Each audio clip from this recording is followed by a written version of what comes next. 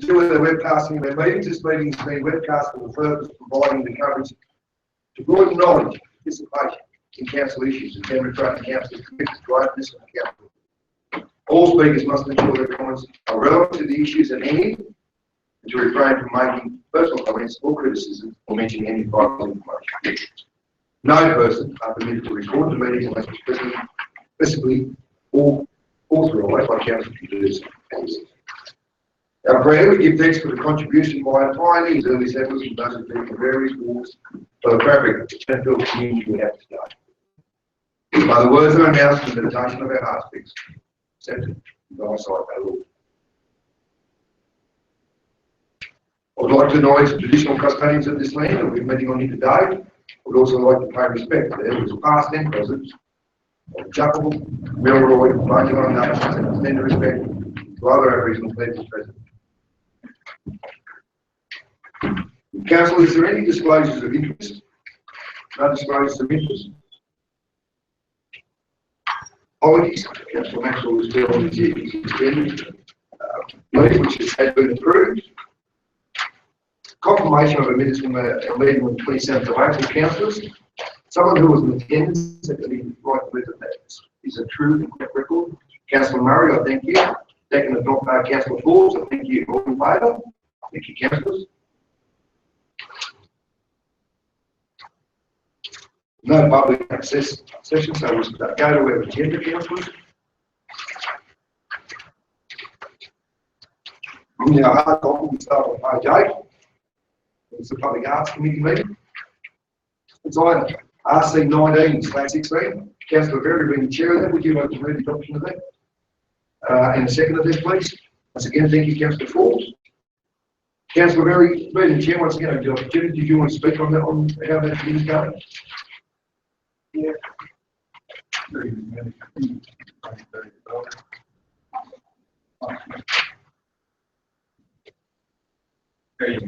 committee's going very well. We had one meeting that we could reach a quorum, and so we suggested that we should have a voting hookup for meetings like that when somebody can't attend. I just wondering that issue. Do we need a recommendation that we do that, or is it fine without a recommendation? It's a fair question, Councillor, and we'll throw it to our acting GM for advice there. Through you, Mr. Mayor. There's nothing in the terms of the committee or the code of meeting practice that supports phone hookups and phone attendance at the meeting. I would say that it's something that we should take into with great consideration, because it has the potential to throw out a lot of the meeting practices in terms of actually having people who are willing to attend the meeting to make decisions. So look, it's short of saying that there is actually nothing to support it in terms of reference to the committee practice. There's not what else the question. In that case, they probably need a motion from council to clarify the issue. And while I'm here, as Northwest, we have an excellent presentation there, and we're just going to see the radio could come to the committee meeting and present it there. Other than that, it's about a 10-minute presentation. Maybe I'll do the council here. It's just what Northwest does. That's all I'm going to say. Thank you. Councillor, thank you for your comments. I fully support the invitation to the chair of Arts Northwest, either to come to that committee meeting or to come to the West Council, but this strengthens the ties there with that group. And you've been dealing with the group, it's very important to follow that up. To do with it as well, to do with the what with the phone, we do need to take on GM's comments there. But I think just a testable, I have no problem at all with the motion we're moving along those lines, and we'll just see how that goes, because sometimes, you know, with a lack of attendance or distance or for whatever reason, there's quite a phone community member who can't say that might get happen, but how we go as far as that goes is firm and complete. Or that person, I don't know, but I mean, I'll get no issues with going on those lines, just to see how we go. Obviously, we'll get information back on that. You want to do something here in this way, I'll get that. Well, I can move an amendment here. I just wondered if you'd prefer a motion through next council meeting, but we can just put a motion in there that. No motion amendment, sorry. I'll just stop Delgado and back again. Through you, Mr. Mayor. If we do go down this path, I think that we'd have to go through the process of actually changing the terms of reference of the committee. I think the committee would need to raise that through an actual amendment to the terms of reference and perhaps even include it in the section of committees in the code of meeting practice. Okay, that's perfect. Councillor Pott. Could I just ask, if this report is just been received and noted, there's nothing to be amended? Well, that's the point. Councillor, to help you out here, maybe we should bring this at the end of the meeting for questions for the next meeting. Maybe not in a line like that and go along that line. You know, the director or directors or the GM will come back with some information on that. Yeah, I was thinking along those lines initially, and I think it'd be good for all committees because it allow people from, say, the Jim to actually, especially the far out regions of like Jim and Drake, they've got to come up here for a meeting, and they can't always get here. I know I asked a couple from Drake, would they like to win the sporting club, they'd love to get here, not Drake, Beverville, and it's just a nightmare to get here for a meeting, so they need to be fine for a phone or whatever. Councillor, Raise the question, if we do it for one committee, then we should really possibly look at doing it for all committees. I have some difficulties with that when I look at the list of people on a committee and I see that most of them are from town, but in the instances where, yes, Irvinville, Hume, Drake, Dalrymple away, it can be quite difficult. I think we need to maybe, my idea would be that we figure in the people who live outside, a reasonable distance outside, could perhaps do that. I'll go back to where we started. I think that put it in the questions for next meeting. We'll come back with some information, whether it's appropriate, whether it's doable. I fully support your questioning of it, Councillor. Might work, I know where you're coming from. So I think, can we leave it at that and we'll put that in the question at the next meeting in this meeting? And I think the question will come back with some information. They're all written down already. Okay. Thank you. Okay, councillors, any more questions or comments to do with this report? All happy to receive a note? All in favour? Against? Carried. Thank you. Council, move on to page 14 in the hard copy. That's item RC20/16. Report to the International Town Partnership Culture Meeting. Councillor Murray, when the chair of that, would you like to move the adoption of this? Yes. Could I have a seconder there, please? Councillor Shipman, I thank you. Councillor Murray, once again, with respect, being the chair of this, did you want to comment to do with this meeting? I accept, accept that it's running extremely well and we're making some. Councillor, any comment, questions? Go myself to the chair, Councillor Berry.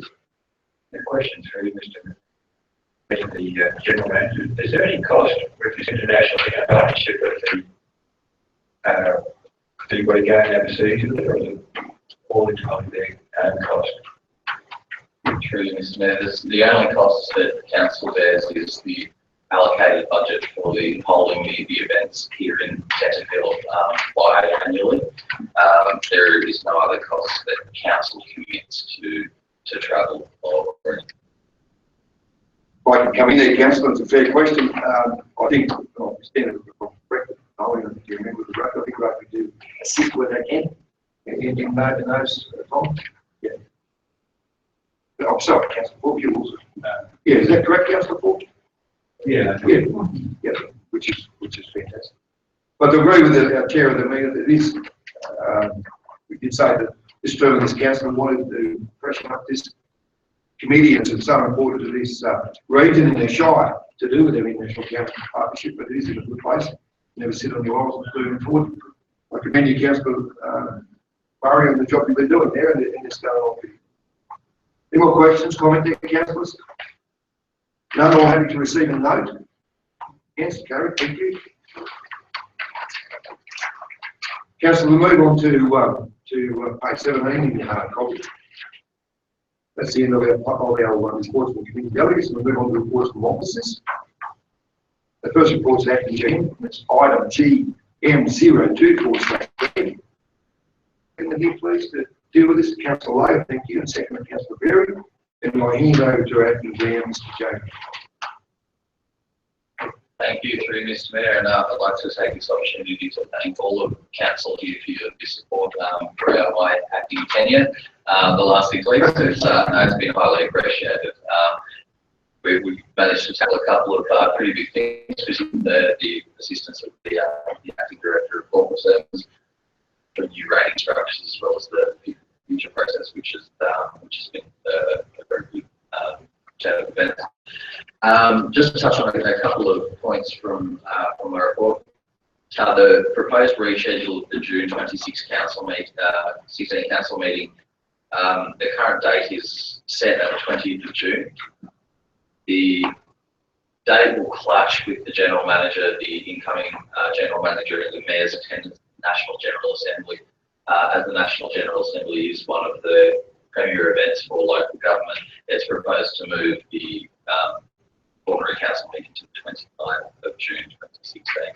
So you'll see that as part of the recommendations for this report. Aside from that, the General Manager and the Mayor, after seeking the expressions of interest from all council, have approved both Councillor Murray and Councillor Falls to attend the Mayor's seminar weekend.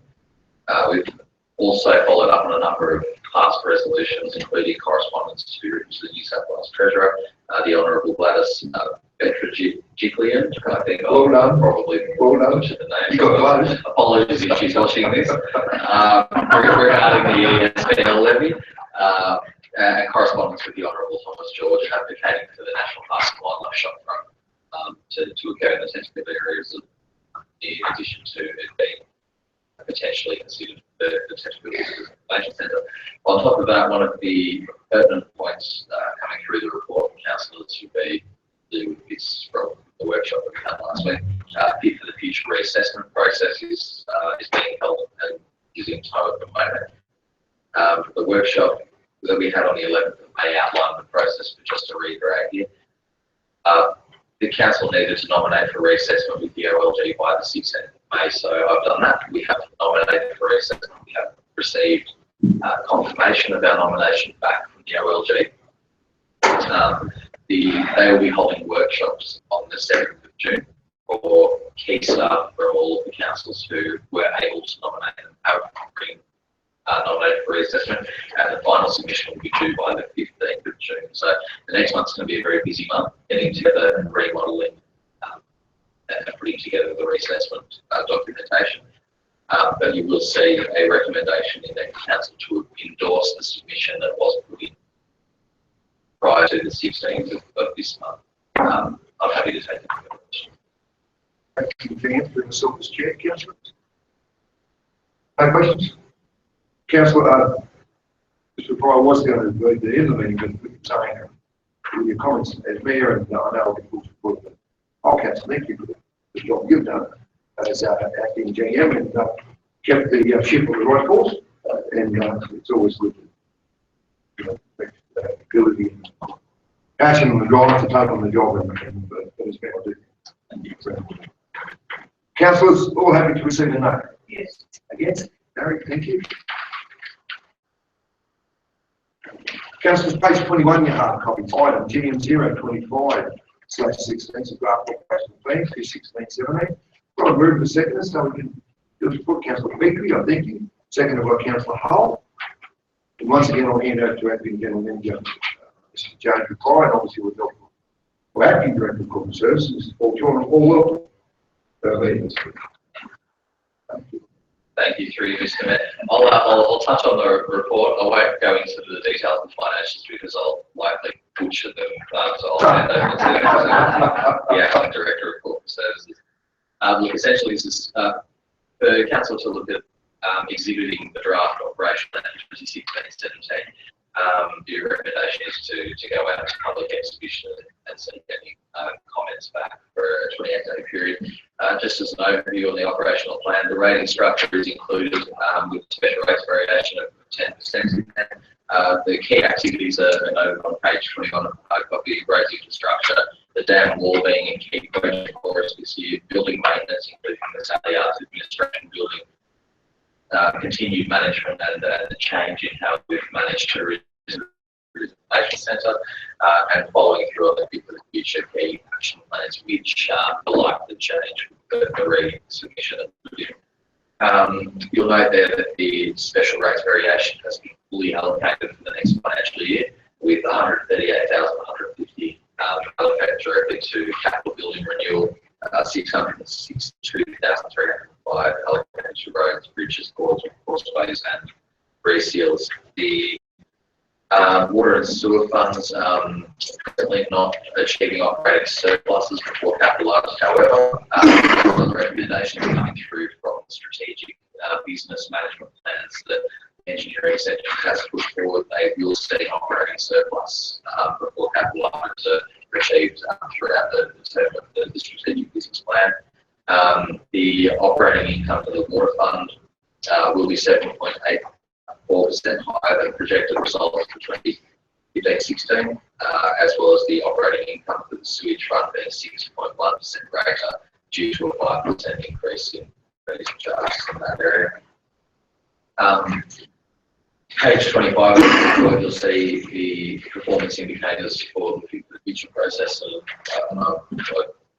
it's like flogging a dead horse, keen to continue to go over and over these points, but you will see that the OLG benchmarks are not being met for the source operating revenue, which is the key focus for the reassessment process. However, you'll also see that the infrastructure backlog ratio is not being met in that particular instance. But these figures do not have a financial assistance grant factored into the financials, which is a key point just getting over the line with that criteria. The rating structure you all be fairly familiar with after the workshop sessions been disseminated, but there is a changes to some of the rates categories. The residential category will decline slightly, with the business category rising slightly. The overall rate yield will be increased by 10.6%, consisting of 10% special rates variation plus a 0.6% catch up financial year. And the new model will ensure that the equity of rates is more equally shared across all categories within the Shire. So inevitably there'll be rises in some areas and declines in others, but it is being modelled to more equally spread across all areas. I'll leave my general overview there, and I'll hand over to the Director of Corporate to really get into the figures and give any questions. Thank you. That was a theory. So, I'll see where I can the general fund is page 23, and general fund is an operating surplus for the year, which is a result of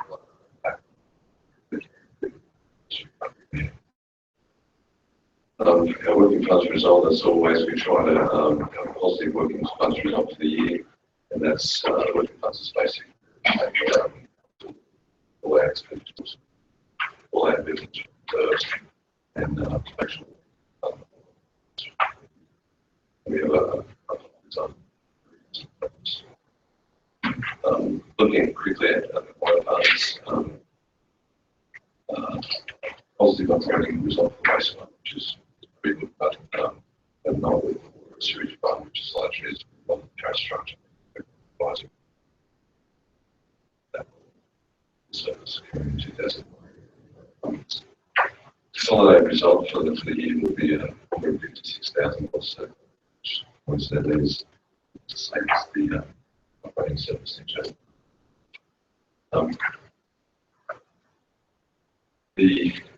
in the page 25 on the demonstration is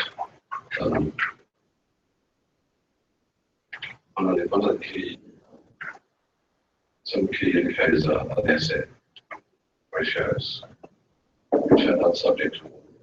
So, the structure that law. Also, structure ratio, those ratios that appear in special schedule 7 are not currently subject to law. So, generally what occurs is that when that audit process doesn't occur, we will have some robust discussion with our auditors about issues. So, see some changes there in future. So, that varies. As far as the rating structure goes, we did proposing to change the residential tenant field and the residential tenant structure to take and amendment ad valorem model to a base rate ad valorem model. Effectively, the outcome that would be rate plays is 854 will have an increase between 0 and 10%.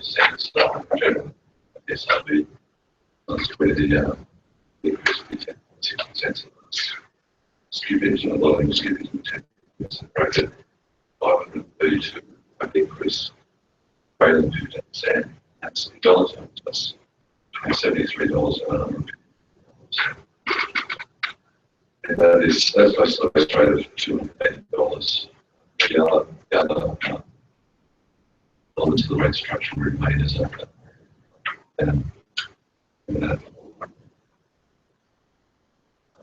on page 27, we have the amendments to the rating categories and subcategories that we proposed to do during the year. Now, it wasn't practical during this report that we found to send a notification out each rate plan 60 days. So we'll do that during the year. And so we have a solid rate structure that will be ready for next rating year. An interesting analysis on the bottom of page 27 is look at each category and subcategory and the not only the minimum rate that's paid in each category and change from last year to this year, but also the average levy. So you can see that although the minimum rate the same in most areas, that there are some variations between the minimum rate and the average rate. Build business tenant rate is $6. The average rate paid, the average levy is $1,134. See the distinction there between the business rate, tenant field and urban tenants rate. So, attached to the report is the revenue policy, and that includes not only the budget, but the rate structure, fees and charges, and the capital goods program. And if anyone has any questions. And councils, the documents are in front of you. They are just, the report recommendation is just to accept the documents to be placed on public exhibition for 28 days, and which fits in actually perfectly with the movement of the June council meeting. The exhibition period is proposed to finish the 15th of June 2016, which will allow the documentation practically to come back to the June meeting for further discussion and potential adoption. Thanks, Mr. Acting DM. Councillors, is there questions for the Acting DM to our Acting Director of Corporate Services, John, to do with this report? Councillor Lyon. Really, Mr. Chair. I've got three very simple questions. On page 23 of our agenda, under working funds results, other income, which is 10%, what does that refer to? Yes, other income could be anything. Fees for cinema, tickets, it could be all sorts of regulatory. Thank you. And on page 26 of our agenda, the second paragraph down, it's about our new rating structure. It says the maximum minimum rate set by the Office of Local Government, which council has decided not to exceed. I didn't think we could exceed that. So what does that mean, please, Paul? I mean, Mr. Director. What that means is that when we were in the special really committed to see information there. But through discussions, through the workshops, we decided that unwinding that, within a year and a half ago. But we do actually have, we should see that that's. And the final one, which is actually in our budget. The only bad debts I see listed are in the sewerage fund. How does this, there's none in the water fund or anything else. How does this come about? Through you, Mayor. Principally, one fund we haven't had any bad debts. The general fund, we have bad debts on your balance sheet. What typically happens is that when we have bad debts, we write up against and then at the end of each assessment potential bad debts. At the moment, this need to make an additional provision.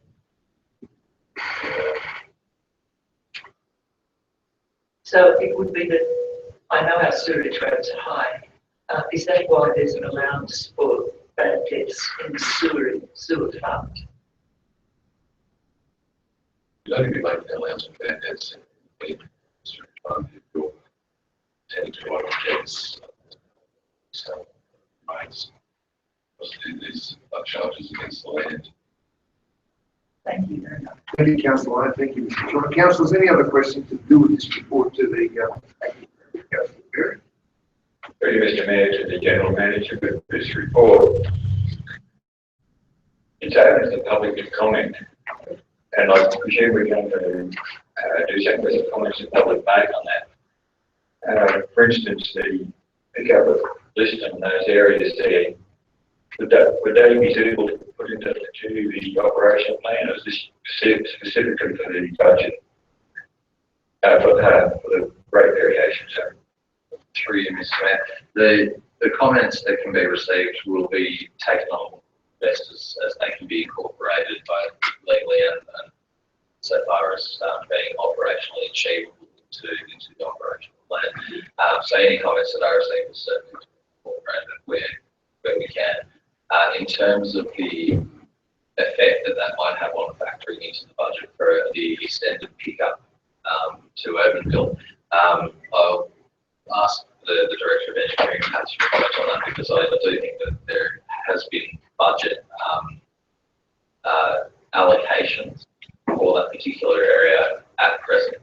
So the commitment has already been made by Council to pursue that. Any comments that we should make contrary to the resolution that Council has previously passed bear a change on the budget which has already been committed to that area.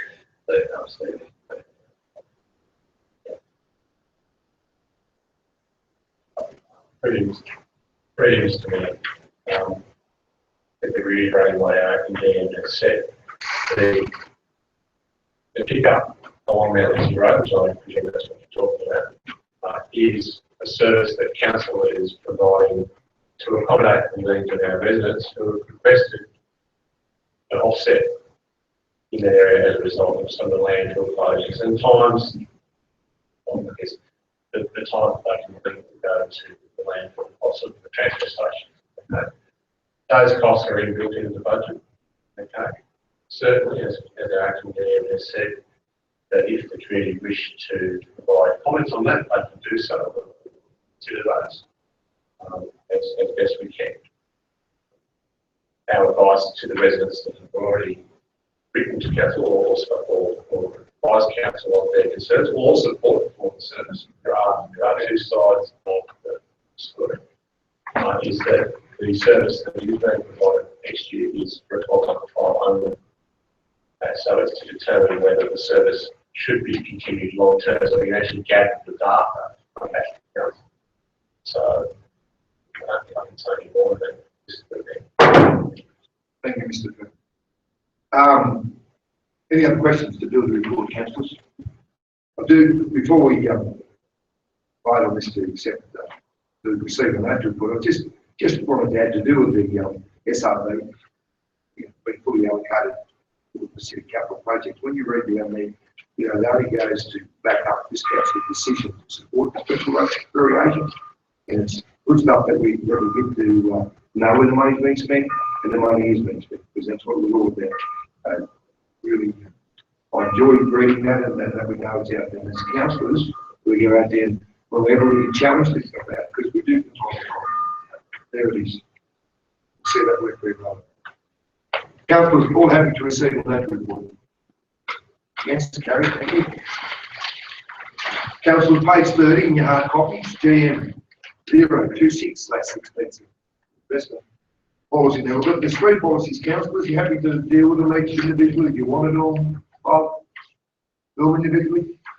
Yeah, three policies. We're going to do? Happy to move, mate. I'm happy to move it. And we do the three in one. Okay.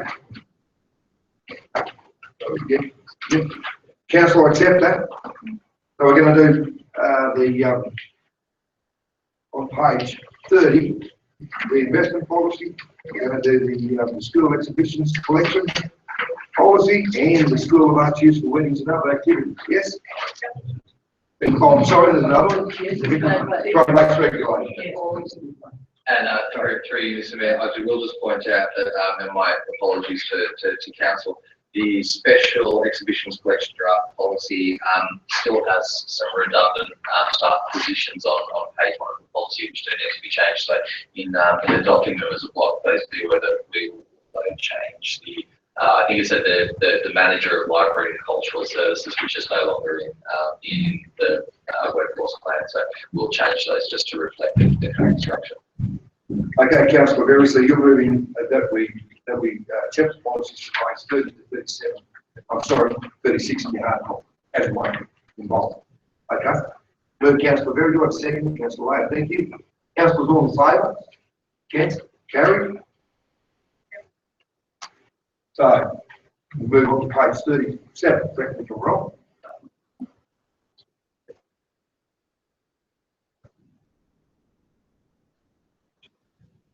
Move the report. Yep. Okay, thank you, Mr. Deputy GM. Now we need to move the report, councillors. All in favour?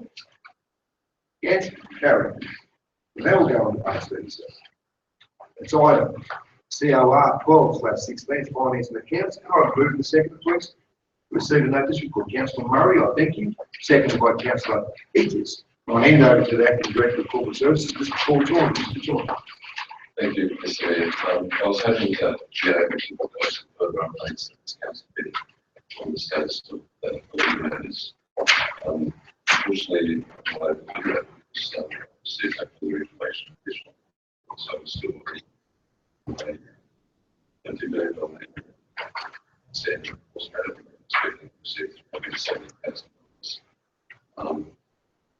I haven't received the timetable from the advisory yet on for the distribution on the Lehman Brothers Australian estate, and nor have I seen the file for police Lehman Brothers special plan. So everything in the report is as stated. Questions to Acting Director, councillors, to do with this report? No? All happy to receive a note? Yes? Aaron, thank you. Councillors, page 40. Item COR 13/16, post expenditure report. So move to second here, please, councillors. Councillor Shipman, I thank you. Seconded by Councillor Hull. And once again, I'll hand over to Acting Director of Corporate Services, Mr. John. Thank you, Mr. Mayor. I don't really have anything to add to this report. We had one project that's gone over budget, but that's been funded from those grants. So it's been funded through council. Thank you, Mr. Acting Director. Questions, councillors? No? All happy to receive a note? Yes, Harry? Councillors, page 42. It's item COR 14/16. 215, 216 budget review as at the 31st of March 2016. I'll move in a second here to deal with this. For Councillor Berry, I thank you. Seconded by Councillor Blake. I thank you. Once again, I'll hand over to that Director of Corporate Services, Mr. John. Thank you again, Mr. Mayor. Our school budget review shows an increase in surplus excluding capital items of $346,000. Now, a large part of that, was actually as a result of factoring which was $370,000, and it's also partly due to taking the RFS grants out of grants, giving us not a grant. Offsetting that is the fact that we've taken $200 million project that we have received budget out of the budget, and that has affected our administration contributions. We probably take 2% of that in contribution. So performance is positive, but us to actually receive cash on the IMF settlement, so that will be received as projected by the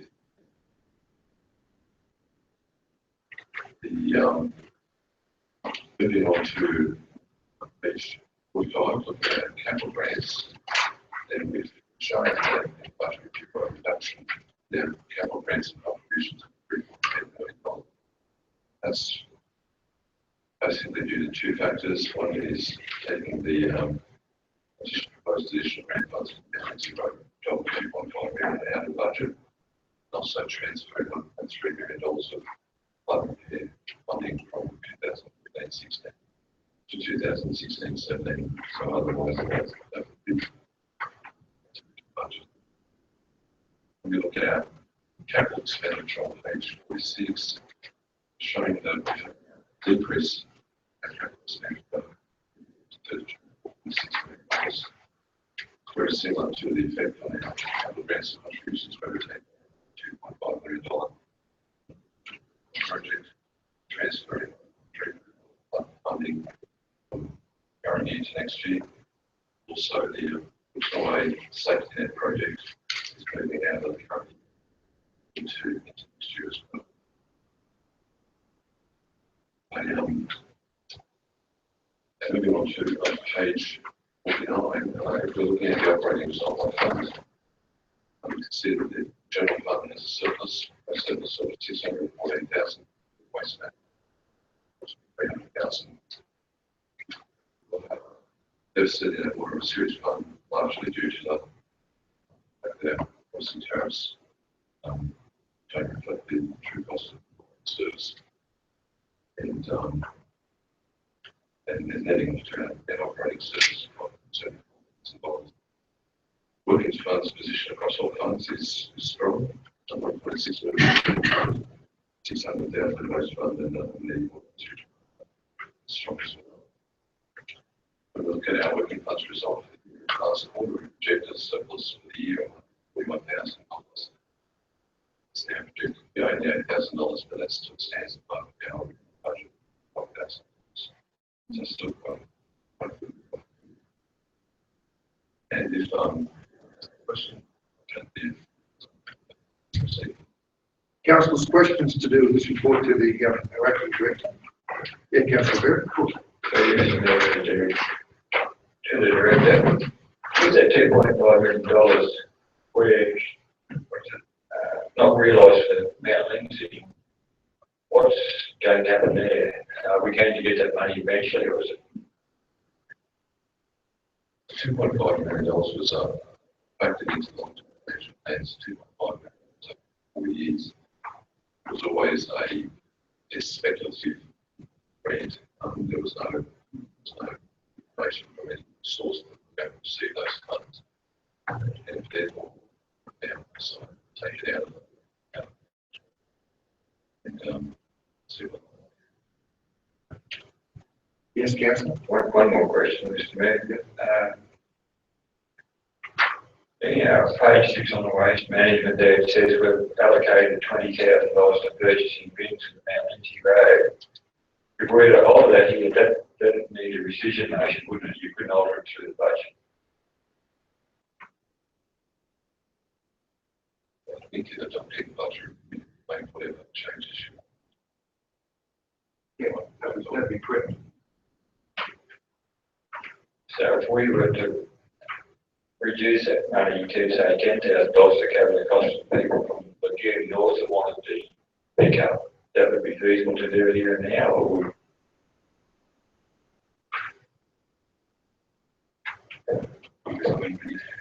Through this way, you could, but you'd have to draw the money from another area. So it would be a case of where those funds are being shifted from and what allocation they're currently put towards it all dividend. Yeah, I agree with that. You could vary whenever you want, because council responsibility. If you want to change the budget, that's your do so. Now, you do that in two ways, either by reducing an allocation in another area, or you can simply take funds out of working funds.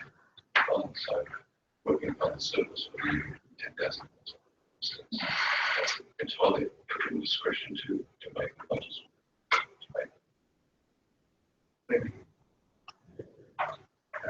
I would be perplexed about this one, because to do it this way, we haven't really determined what people really want that pickup there.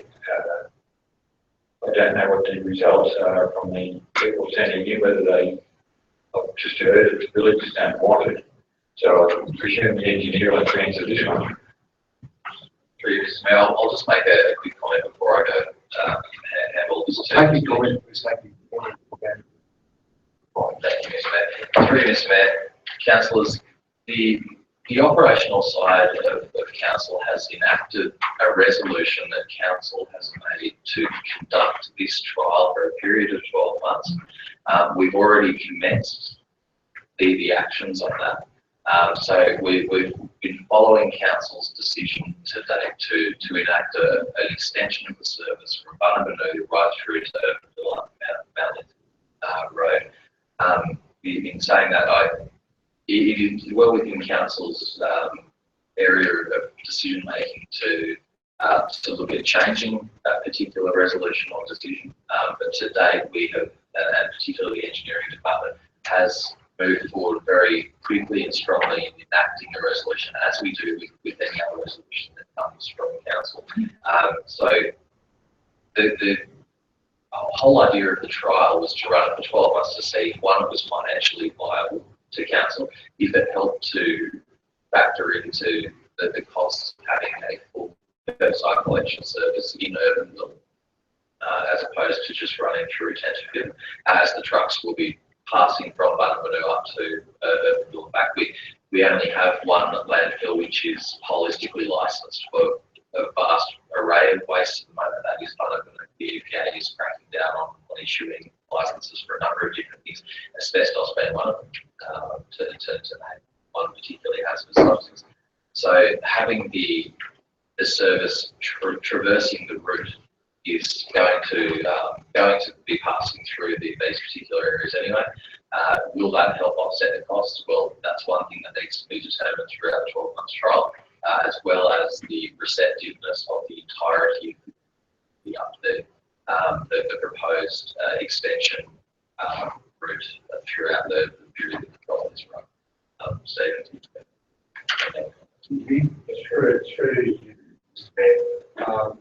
As our acting engineer has already alluded to, council considered the report on this and adopted a service to provide the residents abutting Mount Mingie Road with an offset. Currently, or previously, there are landfills that were located in those areas that we provided for residents to go there and discard their waste. However, because of the changes at state level in terms of rural landfills, as directed by the EPA, council went through a process of closing those landfills and converting a majority of them to transfer stations. However, the biggest issue with those transfer stations has been that they're time limited. So they're only available on certain days at certain times, whereas before the landfills were generally open all the time. The issue for us is that you can't have an opt-in, opt-out service. It's too hard to manage. You can't have one resident say, I want the service, and no one doesn't. How does our operator who's driving the truck know who's been to pick up and not to pick up? It's either all in or all out. I would advocate that we're talking budget is going to be adopted. We are working to implementing that service because a number of our residents and some of the councils were at some of those meetings that were held in the northern areas of our shire, where residents basically said, you know, we support the landfill closures, but what are you going to give us in return? They wanted an offset. And as a response to that, we've come back to council and said, look, we can actually provide the service, but our truck is going north anyway. So as they're driving up along Mount Lindesay Road, we can pick up things and then take it to a landfill. That's providing a service that they don't currently have. If you don't want the service, then you need to say so now, because fundamentally we're geared up to go. The service is for a trial only. It's for 12 months. It was always our intention to go back out to our community at about the 9-month stage and do a survey. Why? Because we need to gather information from our residents as to whether the service that we're providing is meeting their needs or not. It's also a case in point that in picking up additional items along Mount Lindesay Road, there's a time constraint, there's a resource constraints that are there that we can't appropriately quantify. So we want to gather that information, determine whether there's any additional financial, long-term liability issues, whether we need to put on extra trucks and manhours, we're going to gather that information. Okay.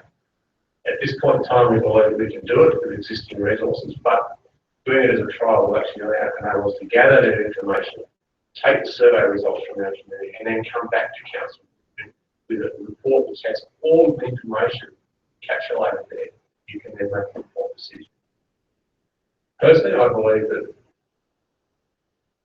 there will be some people that want the service and there will be some that don't. And we've had both sides. We've had some people actually congratulate us about providing the service.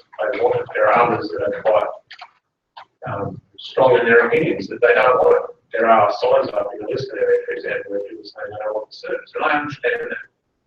So you can't please everyone listening there. But please remember, council, this is a trial only, and information will come back to council and must probably be meetings held in those areas again to try and flesh out the issues and to get that information back to council prior to us resolving whether we continue it as a full-time service in the box. Thank you for your comments, Mr. Engineer. Councillor, are you indicating? It has nothing to do with the bins and the service of Mount Lindesay Road. Okay, I have no problem with that because we're still talking report. Councillor Vera, I'll give you the opportunity because you indicated something, but I'll come back. Okay. Councillor Light.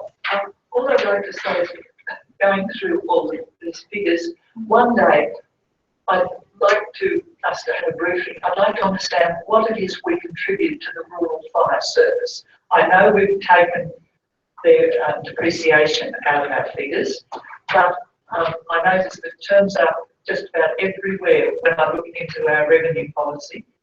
I know we service trucks and equipment, for instance, but I'd like to see an overall budget of what we contribute as a shire to the rural fire service. Thank you.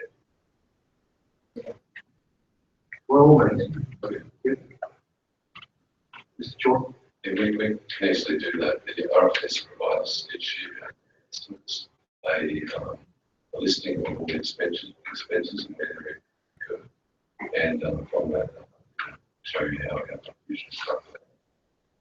Thank you very much. It's a fair question, Councillor, but the relationship with that RFS is a long-standing one, and because of the lay of the land, but it's a fair question. It's as council, it's more information for us to absorb and to know. Councillors, any more questions to acting Director of Corporate Services to do with this report? Before I go back to Councillor Berry. Councillor Berry. Just one question to you, Mr. Mayor, to the Director of Engineering.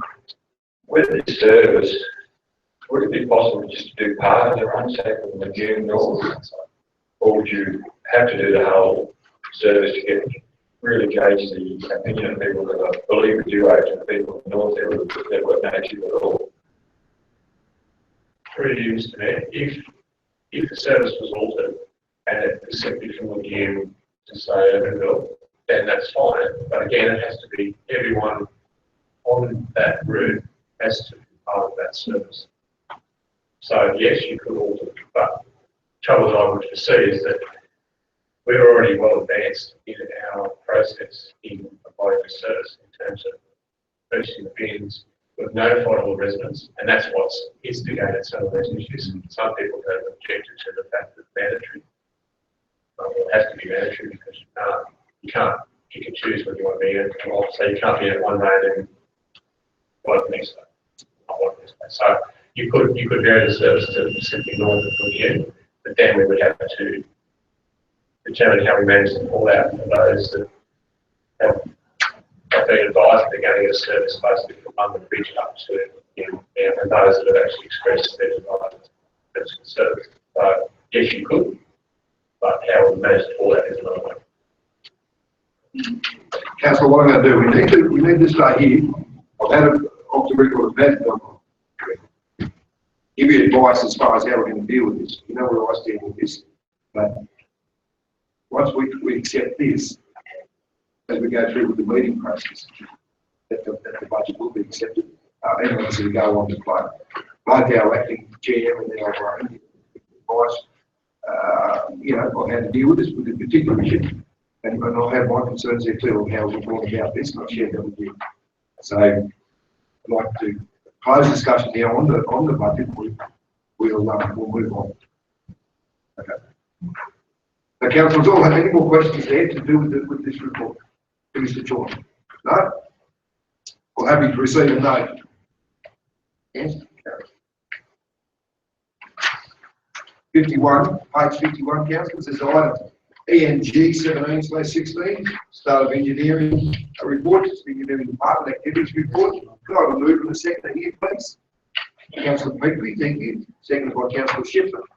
And I hand over to our Director of Engineering Services, Stephen Bell. Thank you, Mr. Mayor. What to say. That's exactly right. Thank you very much for that compliment. Thank you, Mr. Mayor. Good morning, Council. I'd like to start by saying this is obviously a monthly report to Council, identifying the activities that have been undertaken by the engineering department. Perhaps I'll only cover the major projects that have been undertaken this month. The advice of Council, as you would be aware from past discussions, Council has submitted 2 applications before fixed junction roads, which were shortlisted on the ROI process, and then were endorsed for progression to the full application stage. Those applications have been submitted. They were submitted on the 2nd of May. At this point in time, I don't have any advice to Council as to when those applications will be considered, approved, or otherwise. All I can say is that sometime this year, Council will be apprised as to whether the grant has been approved. It's looking good based on what I know today, but it will be really considered. In terms of dam wall upgrade, as you would be aware, Council considered a report on this matter at the last meeting of Council. Since that time, officers have written a letter to the Minister, Noel Blair, seeking confirmation of the Stage 3 funding, which is the construction funding for this project. Until such time as that a letter confirming the funding is received by Council, we're not entering into a contract or proceeding with the project. That's just good business. We don't have the money ourselves to fund it 100%, so obviously we want the government to commit their 50% of the project funding for the dam upgrade. But we're expecting that confirmation very soon. And likewise, obviously with the project management component, it's in the state of it's being held as well because until we actually confirm the money there for us to spend. In terms of Mount Lindsay Road, the section of Wally Creek has been completed. The section at Hastings Front Road will be issued and service current Friday. The section funded by Fixing Country Roads, round one. There was a mandatory site meeting held on 12th of May. It's actually out to tender at the moment, but I do need to tell council there are significant environmental issues associated with that project. And when I say significant, I cannot underplay that. It's what a design took some time to actually be progressed because of the issues associated with threat species out there. We'll learn that we're on top of that. So the tender's closed next week and we'll be reporting back to council prior to the next meeting, hopefully, to consider tenders.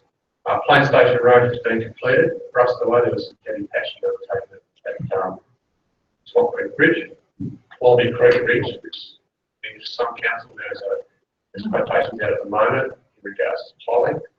That closes on Friday, so hopefully within the next week or so we'll be able to engage a contract to start the tolling works. Look at Carrara Creek, works that has been there, the tolling's been completed, the apartments are completed.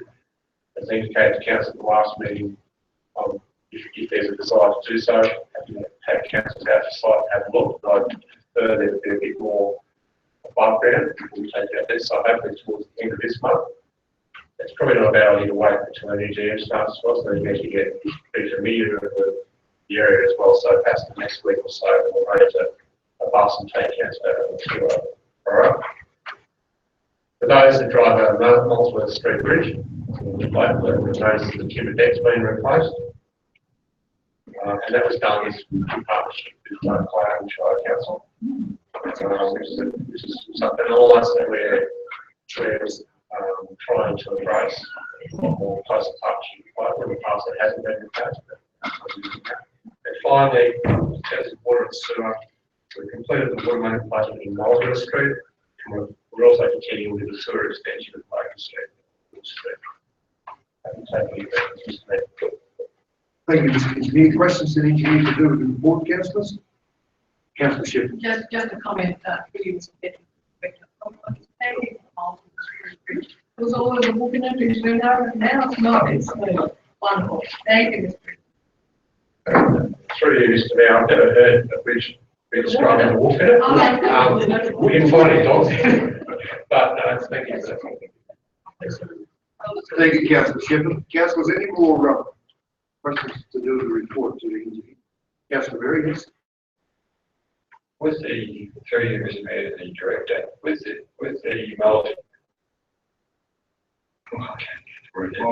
Molesworth Street Bridge, the Coastal Council is doing that. We have a memorandum of understanding with Coastal Council, have we? Through you, Mr. Mayor, no, we don't. We are in the process of developing one. We'd like to have an official signing that we're developing one for Dick Trout area roads. So, because there's some confusion about who owns what, who maintains what, and obviously they're in an area and they're close to it, it will be easy for them to maintain where the areas likewise. So there's no MOU at the moment, but we would like to think that we'll get MOU very, very soon. And thank you to support Mr. Engineer. Good question, Councillor, but it's something that as a council we've been trying to work hard with it to firm up the relationships with our northeast neighbours being Callaghan, and we are trying to doing that and we all today. We have that, but because of the unique situation that we deal with every day. More questions, councillors, to do with the report to Mr. Engineer. I thank you for the report. Travelling the Shire some weeks ago, got in an inspection, but I just had the opportunity to look at some things that I commend you done right across the Shire. From Browns Creek Bridge down there to, doesn't seem a big issue with the civil stuff and needs to be done properly. I do commend you and with the contractors we've got. Things are getting done. It's all long-term stuff, especially with the extension of the sewer in the town. That's good to see. So as to this council support, I show you as well as we do all that. Council is all happy to receive a note report. Yes, carried. Councillors, do you want to break the smoke out now or do you want to do another one? What do you want to do? Keep going? Yeah, yeah, we can do it next week? Yeah. Want to do it? Good. Right. We've got a red hot go. Page 59, item PNG 18/16, it's a demo safety upgrade. Progress report, once again, trying to move the second. Councillor Wade, thank you. Second by Councillor Berry. And once again, I'll hand over to our Director of Engineering Services, Mr. Stephen Phelps, Engineer. This is our monthly report concerning the status of the dam wall upgrade. There's not a lot to say, apart from the fact that the project, as you'll be aware, Council has considered a tender on the matter. We have awarded the contract to Geotech, PGY Limited. They've been advised of that, but works will not progress until such time as we receive a letter from the Minister confirming the state's agreement. So since Council considered the tender, the actions that officers have taken basically written to the Honourable Noel Webb, confirming the state's refunding. And once that funding is confirmed, then the works can be enacted. Questions to the engineer, councillors, to do with the report? No? All happy to receive a note? Yes, carry on. Council will move on to page 62. Well, as always, come forward. Page 62, it's item ENV 22/16. Modification of the development application, operation still the outdoor, the Rover Park, Sandy Hill. Try to move the second to deal with this place. Councillor Hull, I thank you, seconded by Councillor Peterson. And I'll hand over to for introduction to our acting GM, Mr. Rupine. Thank you, through Mr. Mayor, to all councillors. This development application is assessment and potential for approval is being brought to you through the delegated assessments policy that council has adopted. It has triggered the need to come to council. I will note that there is a couple of points of interest before I hand over to our assessing officer, our senior planners, and Davidson to run you through some of the minor points. That the actual intensity of visitation is not being increased through the proposal development, though it is increasing the use in an area. It's not increasing the ones which are currently approved to be on the site. Additionally, the areas of use are being confined to currently disturbed areas.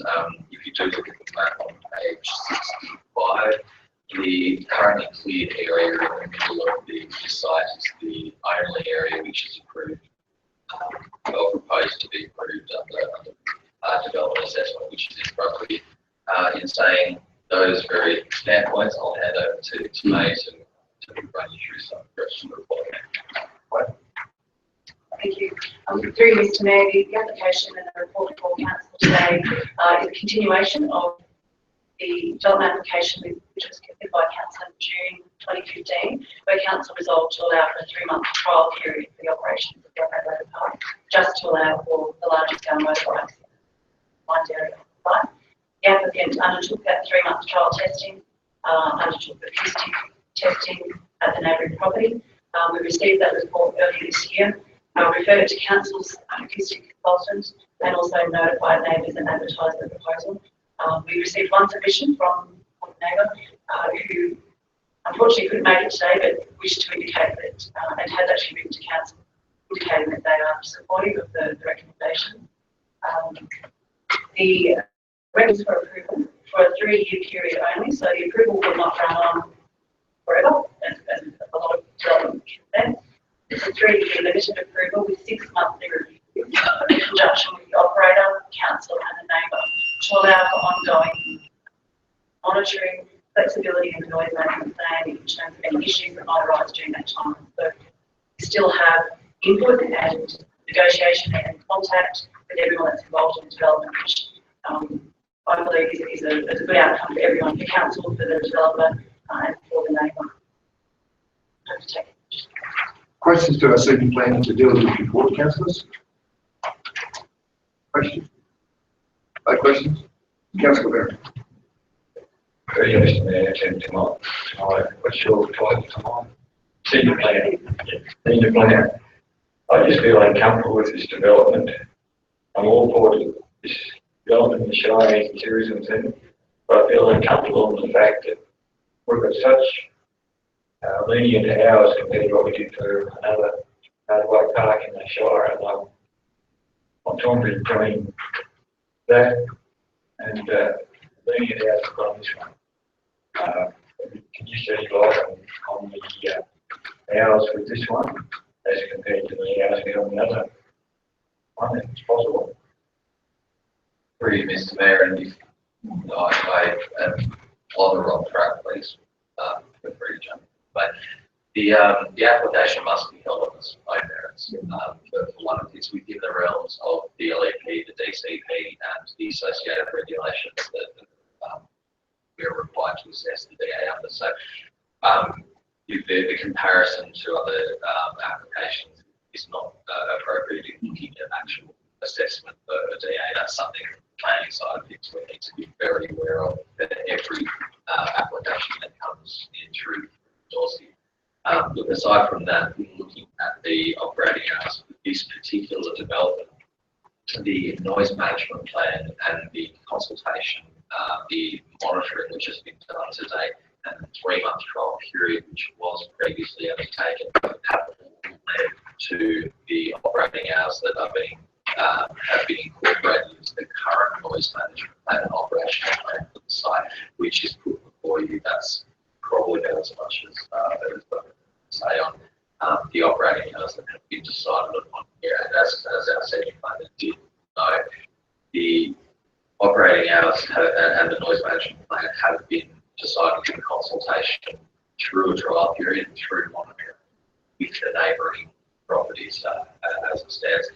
That's not to say that that they will not be revised. There will be 6 monthly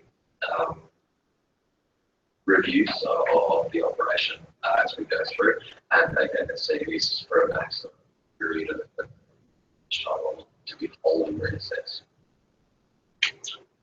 Oh, Deputy Councillor. Yeah, with the 6 months review, they just review enough. They don't have to come to council or anything like that. Through you, Mr. Mayor, no, they wouldn't be something which came to council. They would be something which we handle internal through the planning department in conjunction with the operators and the neighbouring properties to look at, I guess, mediate any issues may be the best way to put it, and also to allow us as the authority to change or to amend any particular parts of the plan which may need strengthening depending on the issues prevail at the time, or may need to be revised dependent upon the proposals that are put forward from under it also gives the opportunity to revise the operation change to the state legislation, whether that might be recreational use of sites, noise emissions in particular, any array of legislative or state park changes. So it does give us the opportunity to look at that respect to. In short, no, it won't come to council, but council should have the faith that it is a process which has been put in place to allow council, the operator, and the neighbouring property to mediate issues that they will land on. Thank you, Mr. Anthony Jan, for your comments. Commander, do you have anything to add to that? Councillors, any more questions to do with the report that Councillor Lay? I just note in the attended noise monitoring report that the number of motorbikes, it just says exceeded 50. I guess you can't do more than the number of motorbikes that turn up. We didn't ever have 96 motorbikes at a time, did we? Through you, Mr. Mayor, the report didn't specifically state numbers. However, Council's noise consultant did request clarification on that particular point, and that was the confirmation that there were at least more than 50 on site at any one time. There's only one occasion when there weren't, and that's there didn't have enough people on site. So we didn't have exact numbers, but we're confident that the numbers that were there indicate the results that we got. Again, with that monitoring process, if the noise does become an issue, we can certainly go back and look at making sure that the logs are kept under that noise management plan, that the number of motorbikes on site and trace back where particular issue. Thank you, Councillor. Thank you, Councillor. Councillors, any more questions to do with the report? Councillor, before we put up the vote, it is a detailed report, and I thank you tonight for the work that you and yes, with the work that's gone into it, it's something that as a council that councillors that we absorb this information and that it's good for our council. Those with the applicants, I feel that they work very closely with the council to tick the boxes and do everything they can, and that's a good thing. And that's what I want to see. So, councillors, I will put it to a vote. All in favour of accepting the report? Yes, carried. Councillor, so it's unanimous. It's recorded. It's a DA decision. Okay. Want to break the smoke up? Yeah. Righto. We'll come back to page 75. We'll break the smoke up. We'll be back. What do you reckon? 11 o'clock? Okay. Thank you.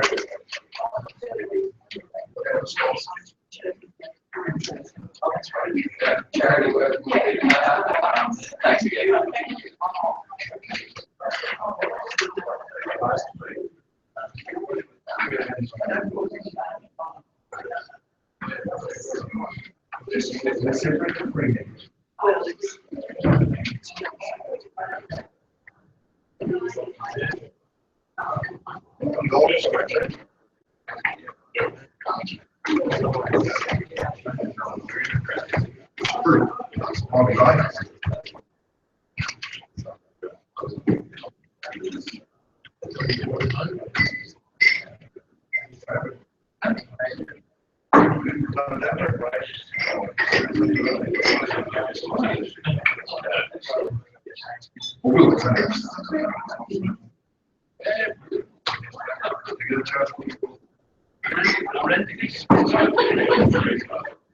Very much.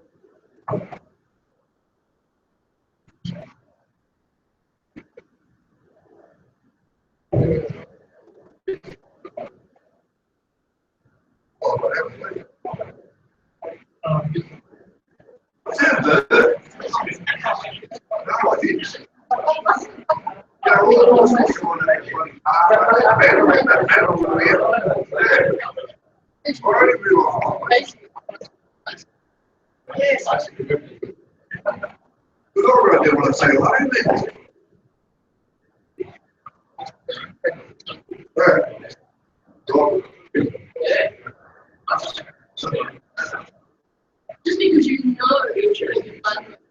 Good. That's what I don't know. That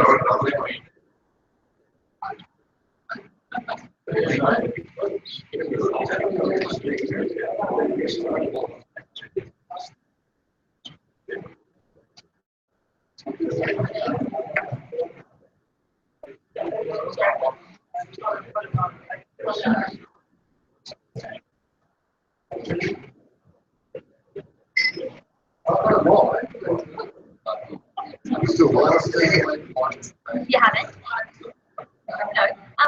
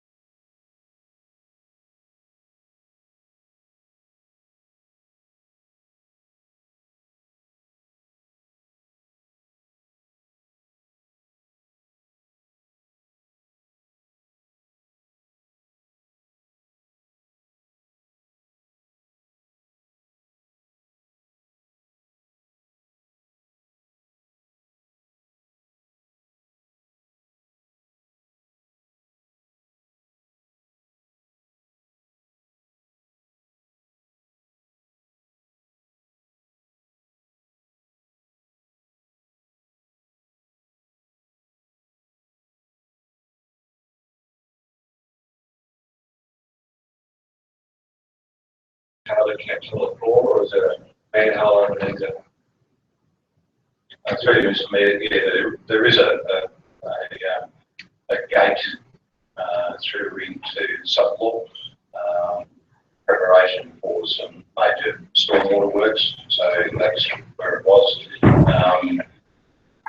The deep rabbit, although it's a minor issue, was identified that the stench was there the night before one of the recent funerals, one of our lads that had died, and we had to act quickly to get that rectified. Thank you. And the other question is the pinocchs. Is there many decaying pinocchs there? I just, a lot look okay, but we just look up, we get a big problem. Hardwood on them. So I'm just wondering, do we assess the lot regularly, or are they just as need be basis? Through Mr. Mayor, they have been identified, and there was significant funds put into this year's budget to the removal of those trees that are identified. I've spoken with our operations supervisor, Mark Cooper, and prior to inclusive in the tree order for next year, hopefully we'll be able to obtain some decent sized pin oaks to replace those that retain. To support, Councillor, if I may, to support the acting director, we look through our drive operation plan. It mentions that free replacement, which is discounts bonus for regulars, and something that personally I'm passionate about. I always say, this generation we live in, it's not for us to turn up with our farm and fall trees. It's for us to replace them. I always say, where there was one, we should venture in appropriate places. Doesn't take much to get them grown out on the place. Thank you. Councillors, any more questions to acting director to do this report? No, all in favour of to receive a note to report? Against, carried. Thank you, councillors. Councillors, move on to page 78. So item E and V 24/16, planning development update. Once again, can I move in a second here to do this? Councillor Shipman, I thank you, and seconded by Councillor Hull.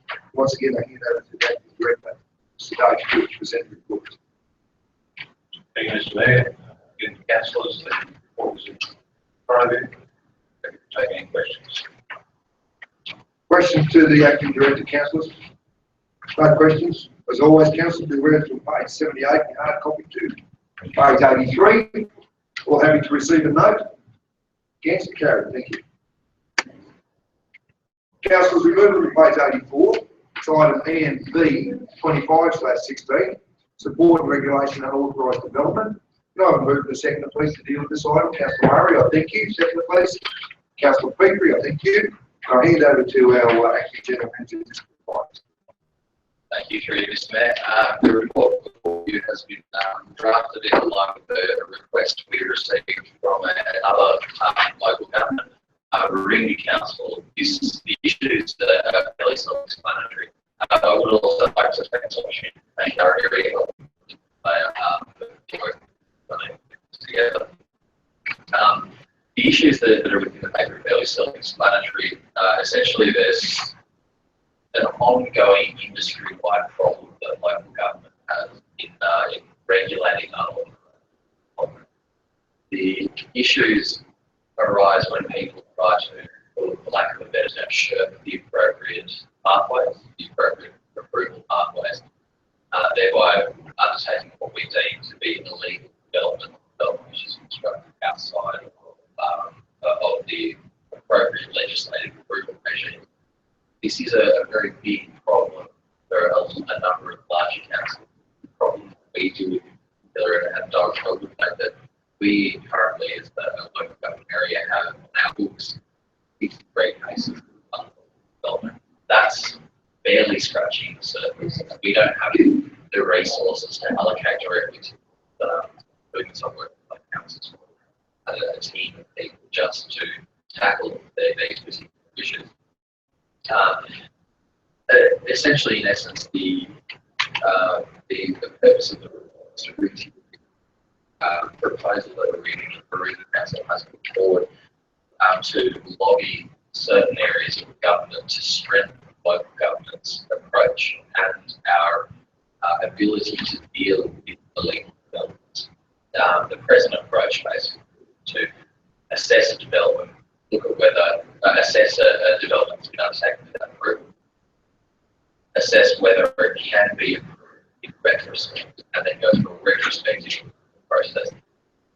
In effect, that allows the development, in some cases, to be approved in retrospect without having followed the appropriate areas of having able or public participation, particularly these, particular critical stage inspections, things like internal framing work which cannot be inspected after the fact. So that there is a number of issues that fall into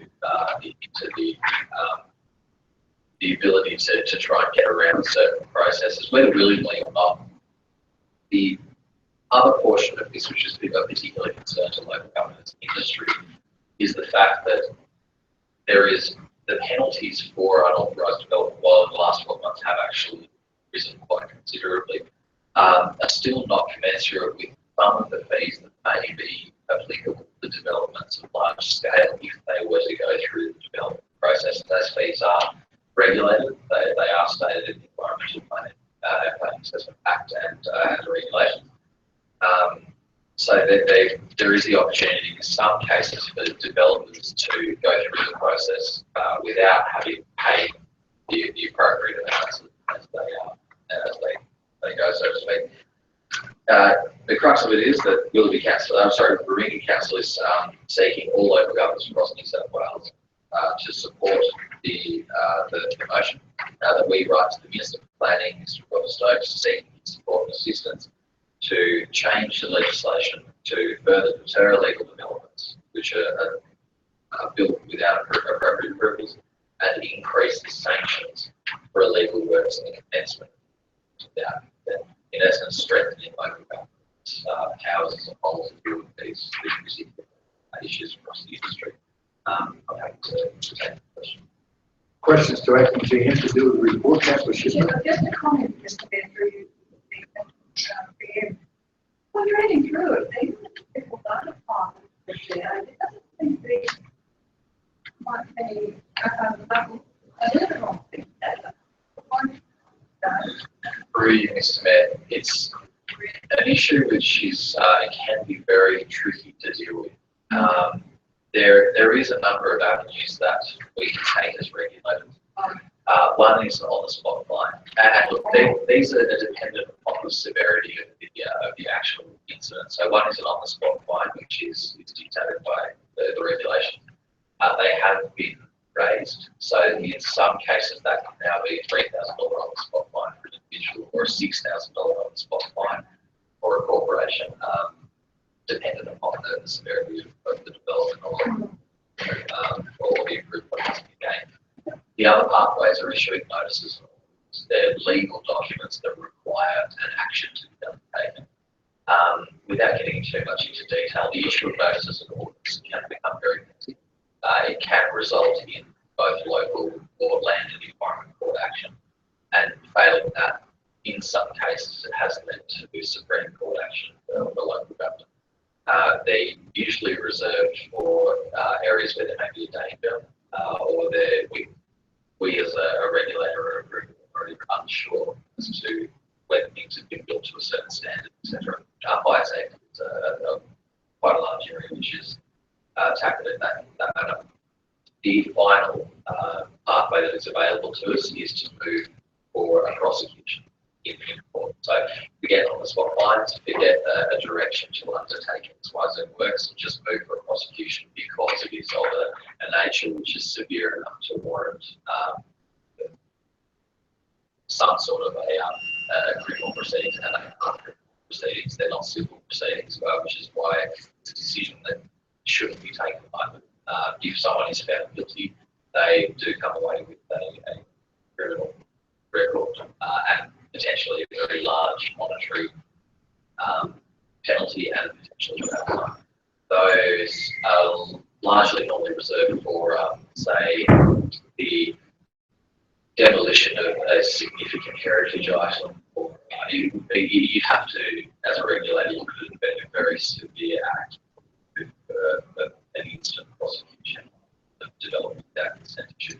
They are the pathways that are available to us though. So there are those available to us. The problem is that when we look at Mr. Joe Blocks down the road who has just built a carport without approval, the DA fees for that might be in the range of $500 to $1,000. The follow-up that we have from that to regulate that particular development is not within the range that we would have received. So when you're talking about the standard general issues that across local government, we do need a more stringent approach and more tools at our disposal to deal with the day-to-day illegal development that tend to pop up. Thank you very much. More questions to the acting GM to do the report, Councillor Berry? Previous committee. When you get illegal anything jumping red tape, it's basically because there's usually too much red tape in the first place. That's what I've found.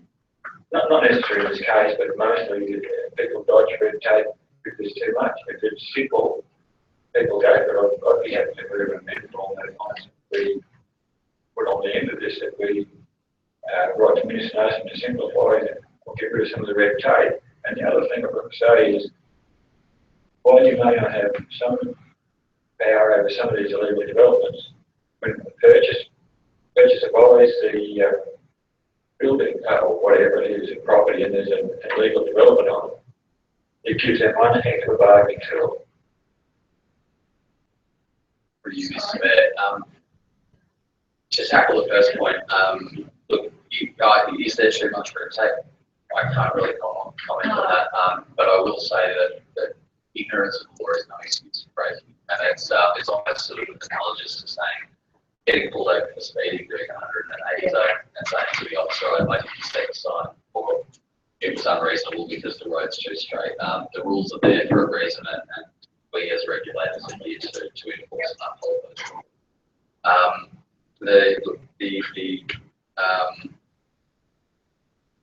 Yeah, that's basically it.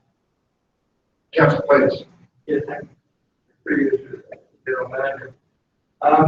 We've had a couple of cases in the past where farm shed for a start.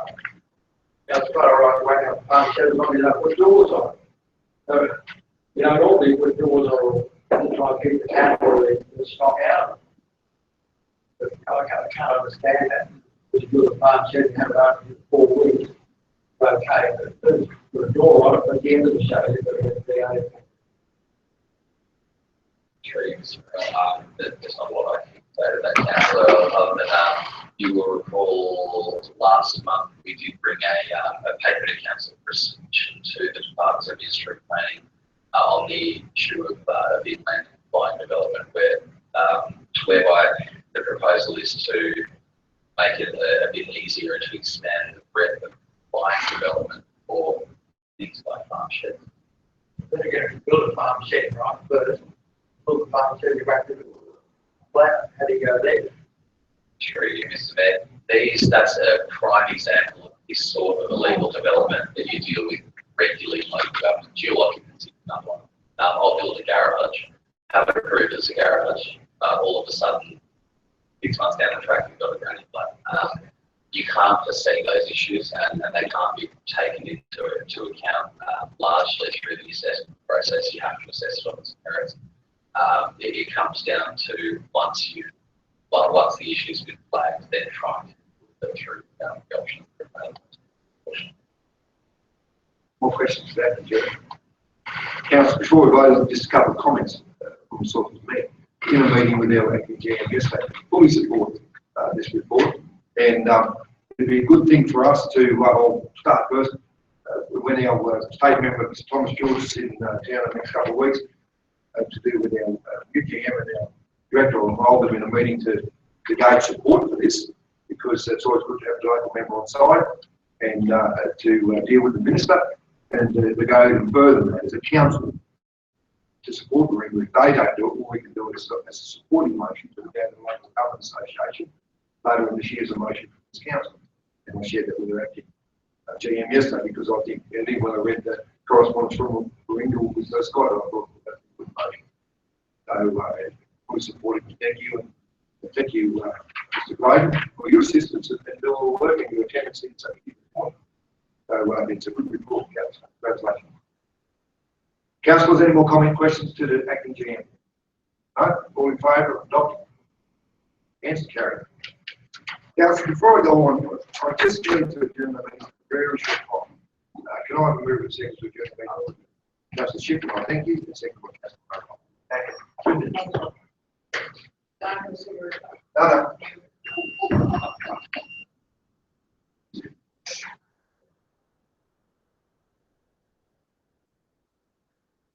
There you go.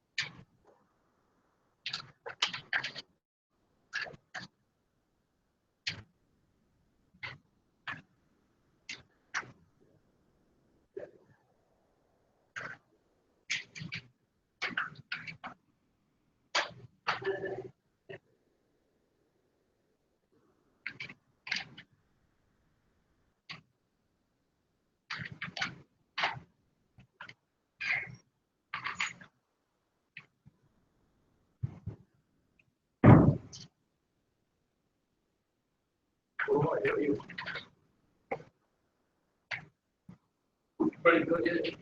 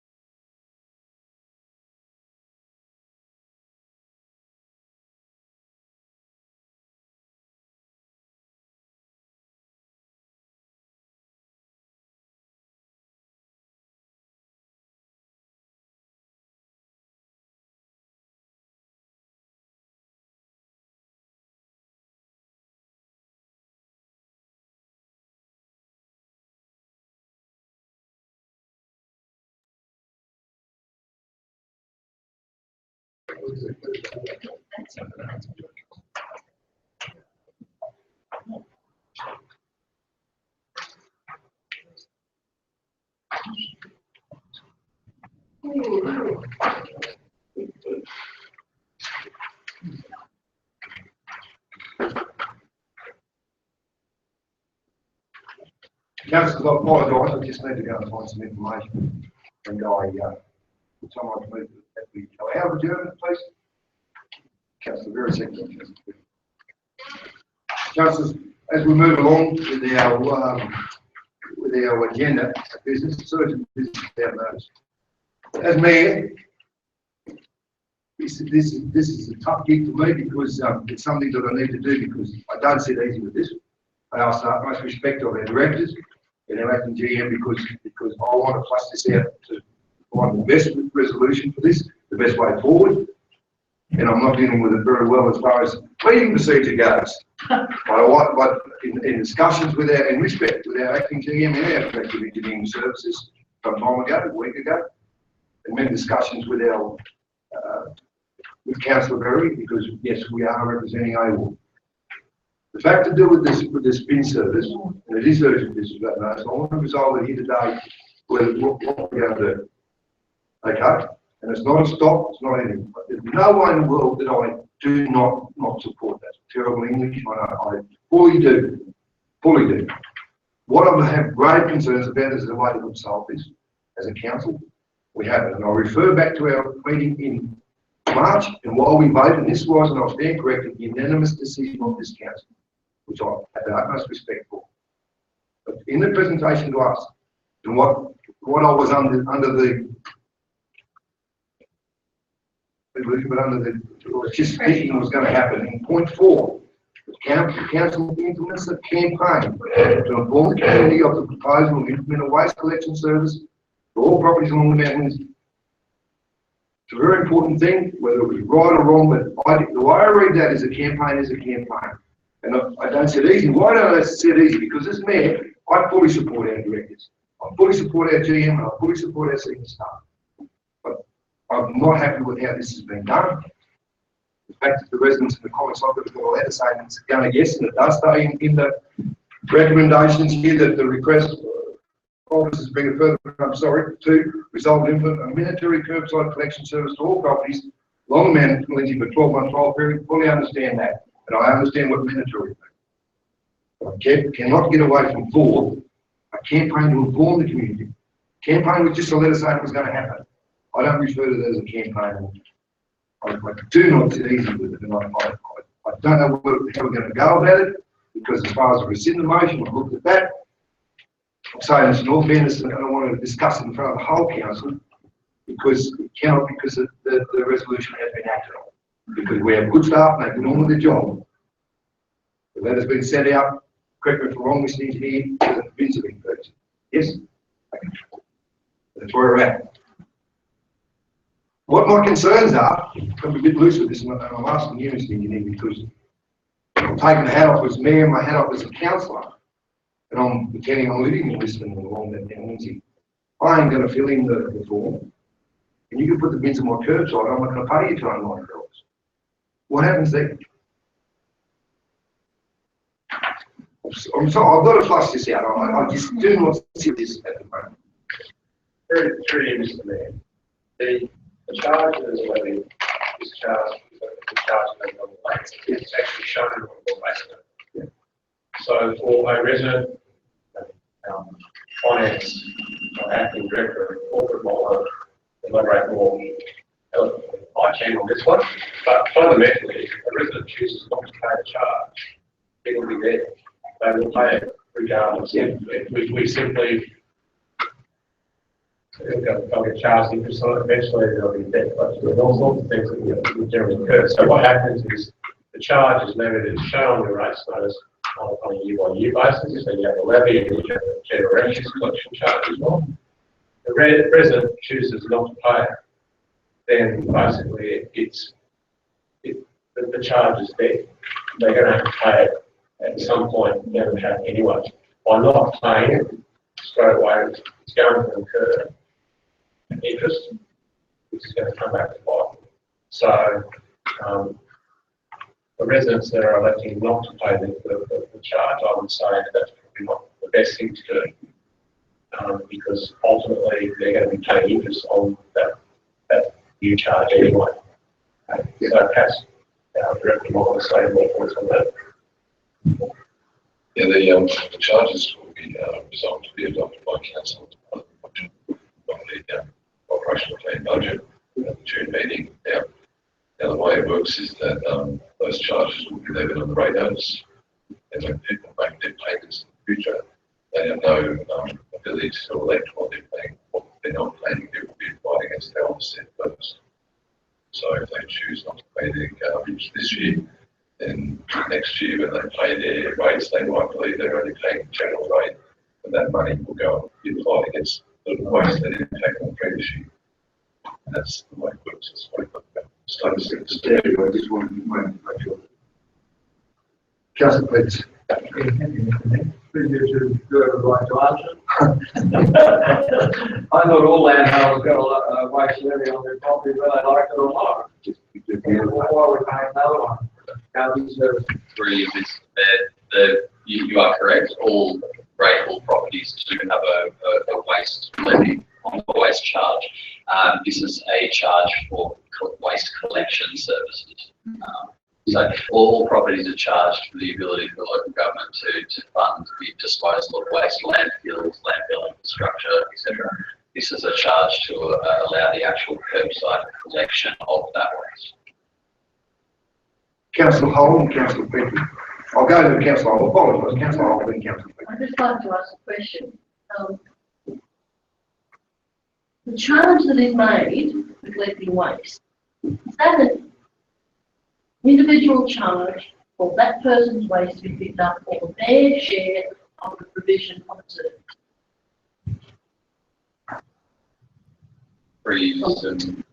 The standard waste charge on all properties throughout the Shire, as we've just discussed, is their share of waste across the Shire.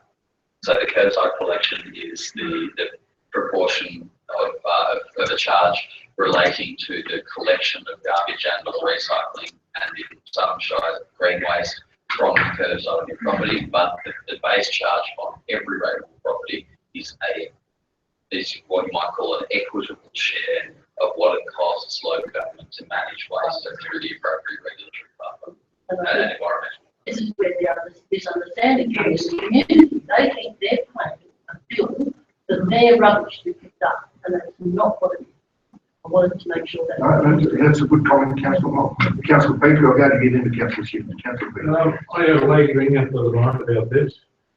I just one month aware. Now, I just talked to the engineer a while ago about it. He inherited a 120 acre paddock out there. She lives in the town. And she said she doesn't want to have to bin there to pay it. Because if nobody lives there, or anything else, like, as the engineer said, she should write to the council, but realistically, like, if nobody lives there and they got to know what happens, out there's an old shed sort of thing. They've got the telephone on there 50 years ago.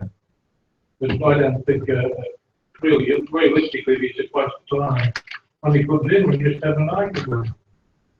Councillor Shipp. Sorry, you comment on Yes, on. Thank you, Nick. Look, I think that the engineer has made it very clear that this needs to be a all or nothing approach. We don't have the resources or time or the ability to work this out on an ad hoc basis. It's a program or it's a non-program. It's the same as having any property in town or in Urban Hill where the services now run. It's the same as having a property that is undeveloped and you don't live in. You're still going to get a rates notice for it. The charge either applies or it doesn't apply. Now, we have had discussions as to whether this is going to roll through to only properties which actually do have a residential the development on them. And if there's multiple properties, whether people have the ability, which they do, to consolidate properties into a singular rates notice, which in some cases can assist in the lowering of total rates payable on multiple properties. I will just reiterate that council resolved to take a course of action in March, and we followed up on that. And as our Director of Engineering said, that this needs to be acted on very quickly, because we are going to be, as a council, at a capital loss in terms of budget through what we have allocated staff time, bins that have been purchased today, and of the work that has been carried on today. So when the council decides to go one way or another with this, if I can please request that it's done as quickly as possible, because the longer that we continue to carry on with it, the more and more funding we're going to continue to dedicate towards the prior resolution. Mr. Acting Chair, before I go to councillorship, I thank you and commend you on those comments. Because I'll go back to where I am. This is urgent business without notice. For 4 years as mayor, it's something I've never done. I feel so passionate about this. Not against it, but we just have not done it. That's where I cannot move away from that. I'm talking to councillorship. Thank you, Mr. Mayor, for you. I appreciate the comment of the acting PM. But as councillors, our main duty is our we're representing them. I go with Councillor Petrie. I have a block beside Wendy's on Guide Road, and no one lives there. There's no tobacco bar, but I still pay for the removal of garbage, because that is part of the service for that area. But I think where the problem is, against, we're going to, in the minutes it says we're going to conduct a camp. I'd like to sort of act like Jeffrey Robertson, hypothetical. What if? Say we followed the letter of the recommendation and conducted a campaign, and say, I'm not sure how many residents out there, say 25 people wanted it, 7 didn't want it. We're back in the same scenario again here. So I think my thoughts would be, we have got to go with it. We have definitely got to go with it. Not because the bins are built, or bought, or anything like that. I think if we had conducted the campaign prior to buying the bins or whatever, we still may have been back in this same scenario in a month's time. So I think we have got to go with the Acting General Manager's recommendation. Thank you, Councillor Shipp and Councillor Murray. Through you, Mr. Mayor. We're hearing from ones that are opposed. So what's the ratio here? Are we, and we have an obligation to all of them? No, just to clarify that, that's correct and not correct. I'm heard from the ones that think it's good. Yes. And that meetings. Yeah, no, stop. I won't shift away from this number 4, that we just have not done this properly. For future reference, in reports, and I say this with the utmost respect, because that number 4, and I'm only talking personally and as me, who I obey. When I'm reading this, I think, well, that's good and would be presented, and I think from memory, I can think back 3 months, Mr. Engineer, that because of the changes in our outlying community with the closing of the landfill, which totally fully supported, went out there, stood shoulder to shoulder with Michael Lewis from the EPA, with the ARNA selling it, with our engineer, to sell the transfer stations. Yep, because that's where it's got to go. They haven't even been in there 12 months. And I can't shift one campaign to inform the community of a proposal. That's what I'm voting on. And it was no proposal. It's a letter saying it's going to happen. And that's what they're up in arms about. The community, of the way we've dealt with them. And I, as mayor, I've got to take this on board, and I do. And I totally agree with you, Councillor Shipp. But I want to flush this out because we're in the right place with urgent business without notice with this council. Because as far as the meeting process goes, I'm bugging as far as the rescission motion goes to deal with it again. Because the thing's been enacted on, and it is 3 months. So, and I've spoken to the acting team and involved the engineer in that conversation.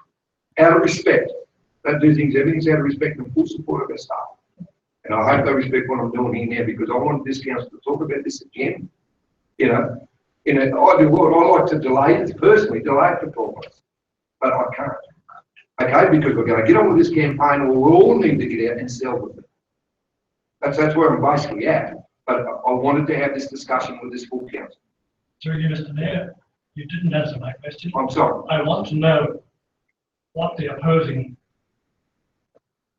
how many people oppose it? We haven't taken a second. Secondly, I think the word campaign is a misuse of the word. I think survey would be a better word to have used in the situation. However, where are we with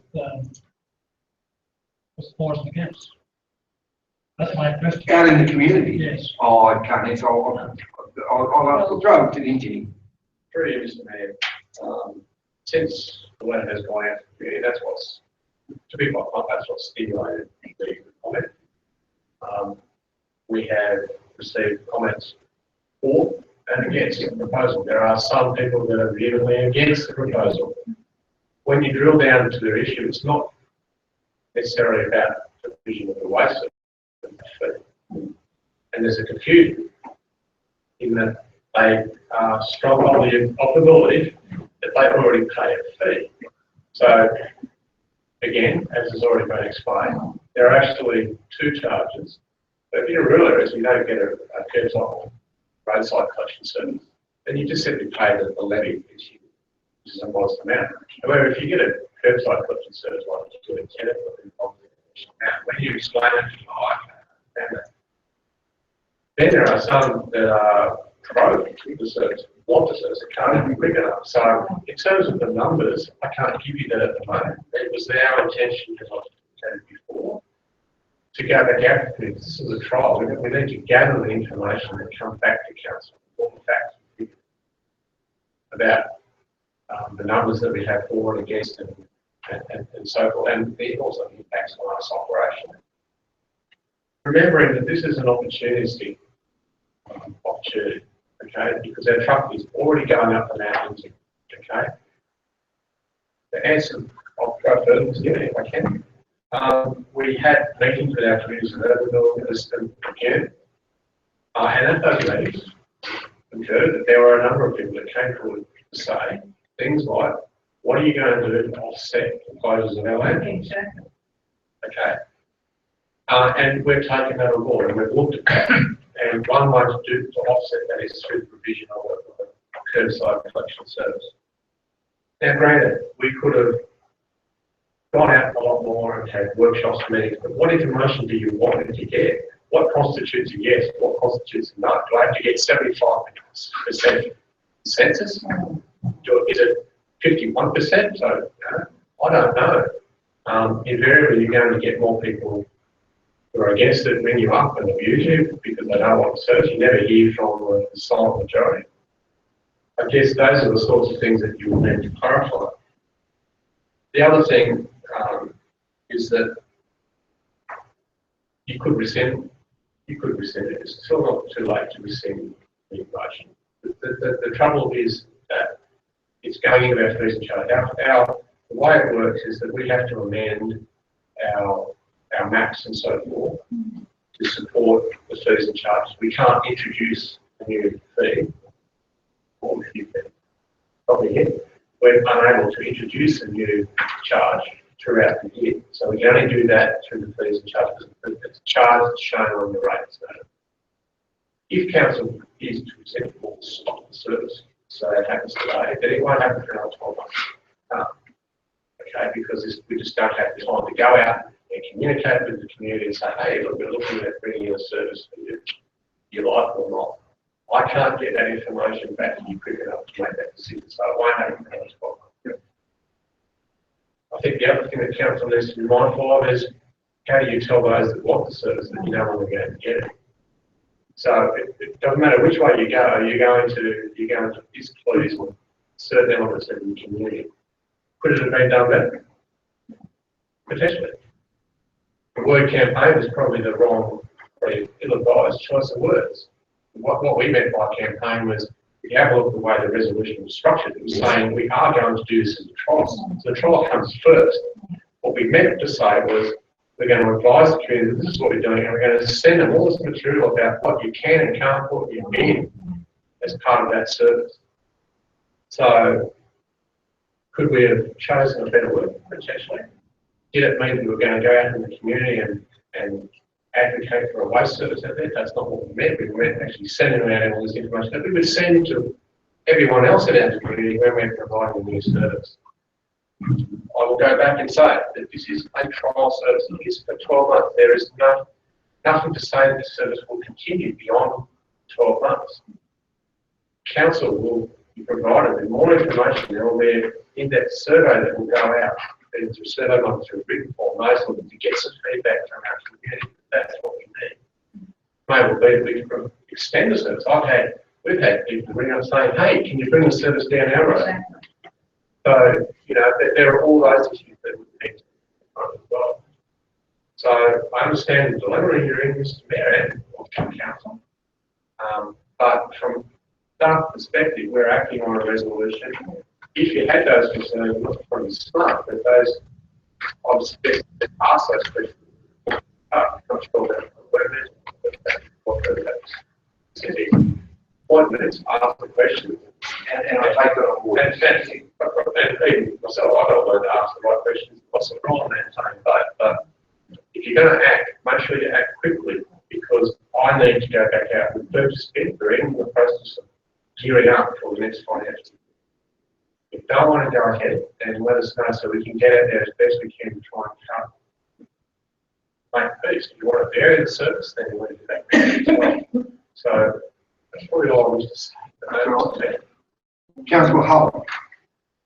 Could I just say, one of the things from one of the conferences I was in that stuck in my head was hearing a general manager say, if you make a mistake, own it and apologise. Yes. So if we have erred in just the way we're told them happening, it's a letter, an apology, and further explanation of how to do it. 1 year, and then we have data to make a permanent decision. And if people understand that, then I can't see the solution. Councillor Peters. Yeah, thank you, Mr. Mayor. Just looking at a scenario, I was a ratepayer on the I would feel unhappy. I'm paying my wife's levy anyway, which I'll get that through no service, so I just pay it anyway. And feeling through another thing. And then they hit with another charge, that you basically got to accept, whether you accept, whether you will or really dedicate out onto the road as well. You still get charged for it. I think that's why the ratepayers are up in arms, or some of them are up in arms, other ones are right close on the highway. Just got to take it down the price. Not a problem, if it's 2 or 3 k's out. Again, you're just going to pay the levy anyway. Councillor Peters. Petrie, I'm sorry. Thanks very much, Mr. Mayor. Well, now we've got this sort of situation, we're going to stop and say, put another 12 months. Why couldn't we write to the landowners out there and ask them who wants to be in it? Sure. You know, we could pass this mode of things to the paperwork and that, but if you wrote to them and said, well, who wants to be in and who doesn't want to be in it? Before, I'll go to the 2 acting GM for comment. Through Mr. Mayor, I'll just reiterate the comments, particularly from the Director of Engineering. What may not be evident here in this room when we discuss these issues is the amount of work that goes in behind the scenes from our Manager of Water and Waste, our Director of Engineering and staff at all levels below them into modelling how we can provide these kinds of services through the charges that we get. These areas are consolidated funds. They need to run like a business, and we've just seen that in the adopted papers for the budget that we've been through this morning. If the modelling doesn't support the provision of the service, then the work needs to be done behind the scenes to iron out all those creases before it's brought to the table. The comment from the Director of Engineering, I support completely, because this cannot be a 1 yes, 2 second person no, so on and so forth. It's not a model that we operationally can support. It needs to be either an or a none approach to it. Thank you. Can I just add to that? Just a point to clarify it. Say it costs, whatever it costs, to provide the service in Tenterfield Shire, you then look at how many people are receiving that service, and you divide up the total cost amongst those people. You don't say you're paying $300 to have your bin removed. That's not what it is. It's about providing a service to the whole community and everybody. You're not paying just to have your bin removed. You're paying for a social establishment in the Shire. So, That's fine, councillor. Fine. Any comment? Councillor Berry. Just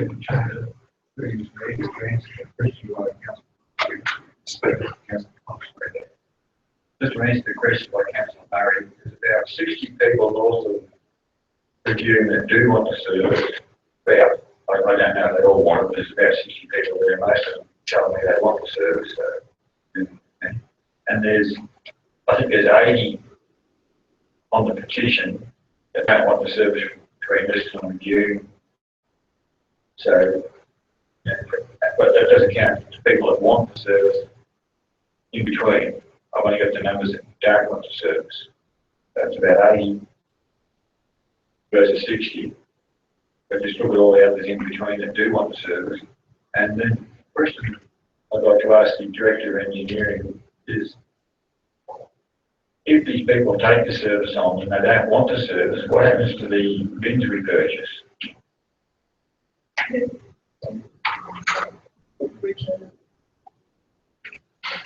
Through you, Mr. Mayor. Council will be purchasing bins every landowner who is subject to the waste collection service will have a new bin delivered to their front gate. Whether they choose to take up that service, I can't force them to. But it's like in town. We provide every resident with a bin. Whether you choose to put rubbish in it on a week-by-week basis is entirely up to you. I can tell you in my household, I probably don't generate that much waste when we get one. But in terms of the ownership of the bin is there for 12 months. Okay. If after a 12-month period, service, let's just say council decides not to proceed, I doubt that we're going to go back out there and get it back. Because it would be worth our while operation financially for a $90 bin. It's not worth that kind of effort. So fundamentally, the bin will stay with the best. That's my gut feel, but we will obviously come back to council. Obviously, that'll be one of the questions that will be in the report about what's going to happen. So, but that's typically the decision. Any more comments or questions from the council? Because before I finish, something once again. Well, if we are in business without notice, it will be a motion. Yeah, not an amendment. Okay, business without notice. Okay, what I want to do, before I do, I commend this council on what we're good at, is debating and discussing things.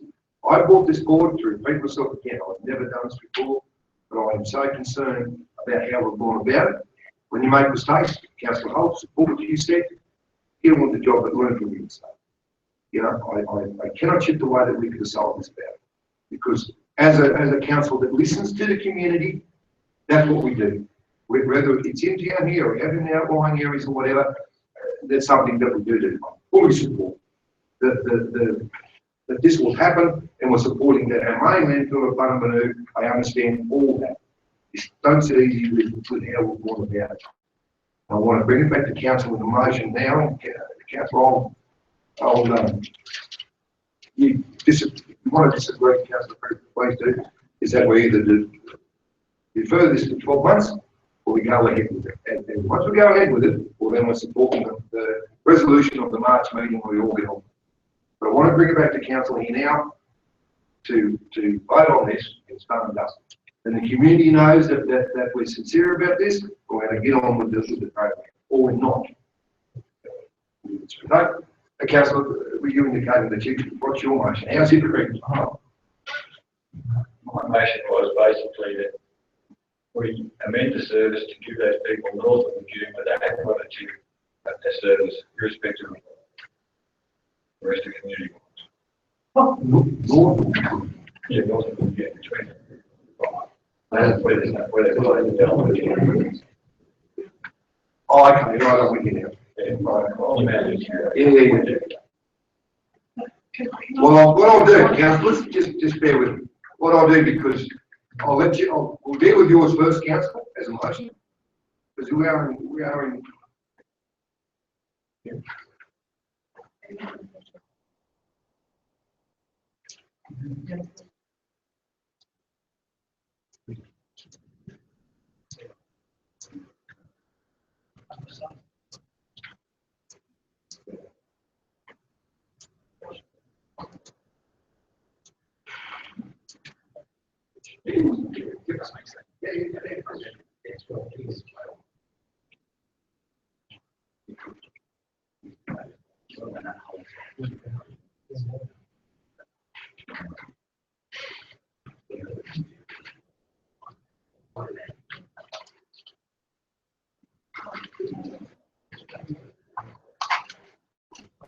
Councillor, no, thank you, Councillor Berardielli, first, just a bit of order, please, Councillor Berardielli. The service be restricted to those properties north of the camp. Do I have a second for that? Could I just ask for a Yes. clarification? So, you're not going to, you want to, communicate with one community, but not with the other? This is just to make sure that those people, where they have got it down, irrespective of what we do with the other part of the motion, that we've got a service for those people. So once again, I'll reiterate my question. You're not going to you're not going to send out a survey, you're not going to talk to the people. You're just going to say you've got a garbage collection whether you like it or not. But you're going, Nothing to do with the queue, north of the queue. north of the queue, Yeah. or north of the queue. Yeah, those people want the sort of service. They've indicated to me, I think they've indicated to you too, Peter. I think they've indicated to the directors. They want a service, so we've got to close the tip down. Yeah, I know. Can I just ask a question, Councillor Berry? Of course you can, councillor. Councillor Berry, you follow that logic to 10 people and give the opportunity for half of the town not to have garbage service because we've got a tip we can drive to. Before we get into debate on the motion, I'll ask for a second. Sorry. Do I have a second for the motion? Okay, the motion's lost due to lack of second, councillor. Okay, please respect that. Now, councillors, please respect what I'm trying to do. I'm trying to tidy up and get a way forward here. I'm advised from our acting GM. Mr. Jen, could I ask you just to repeat that, that's all, councillor? Just going to help us with this. Through Mr. Mayor, there's a problem with the way that this is being handled at present, and just going back to the code of meeting practice and regulations, council needs to be very mindful that you cannot have a conflicting resolution for an existing resolution. Now, there hasn't been the opportunity to put in a rescission motion in time to rescind the previous motion. The two motions that are being put up here for discussion now are in effect rescinding a portion of the previous motion. What I would suggest is that this is either basically completely, the council moves now to do one or the other, accept the motion, or to cease any operational movement, any further action from the operation side on the existing motion at this point in time, and then you rescind it at the next meeting. They're really the two options to keep this within the legal realm of the local government general regulations. So, Okay, thank you, Mr. Acting Chairman. That's our ordinance, the recording staff we have, and I think it's very honest. Can I ask that the council defer the service for 12 months? Can it be brought back to the June meeting as a rescission motion? Well, we need to put all that wording in, Mr. Acting Chairman, that counts, that the staff, can you notice it? the council deferred, see, even saying council deferred the service for 12 months, you know, that in effect is a very unusual motion. Say something along the lines of. That's what the resolution passed. Yeah, so. Council do something else. But the logic is rescind the motion of March.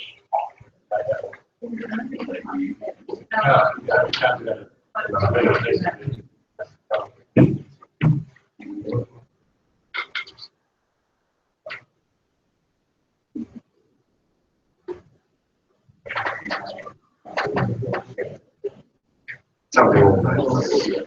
So I'll just keep those. Yeah, The report. Okay. We will not That has meant that I've noticed that we brought back to the June meeting, last week given a decision. Yeah. Thinking of the resolution. June 2016. Order council meeting, and that helps the, to do with the budget, to do with the staff at this point.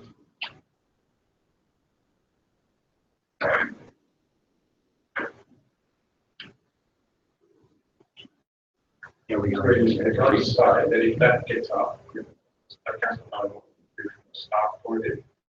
We will not be delivering anything.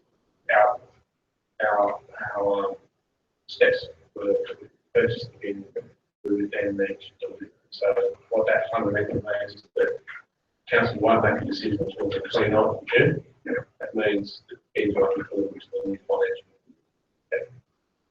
Okay, so we'll hold off on doing. Councillor Hall. Can I just ask a question?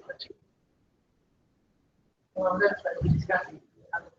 Oh, I'm sorry, I didn't hear you. No, I'll have to wait until we're discussing it after it's been moved and seconded. Sorry. Just pulling myself up. Thus be given a decision of the resolution, June 2016, ordinary council meeting and staff immediately ceasing the actions on implementing or introducing the service until the outcome of June 2016 meeting. The resolution, what I captain, it's resolution number. Okay.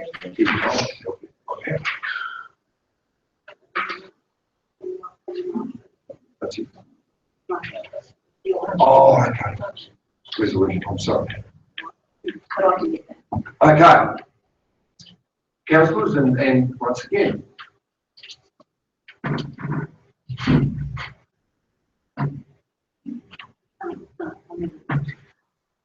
find a second for that. Councillor Beverley.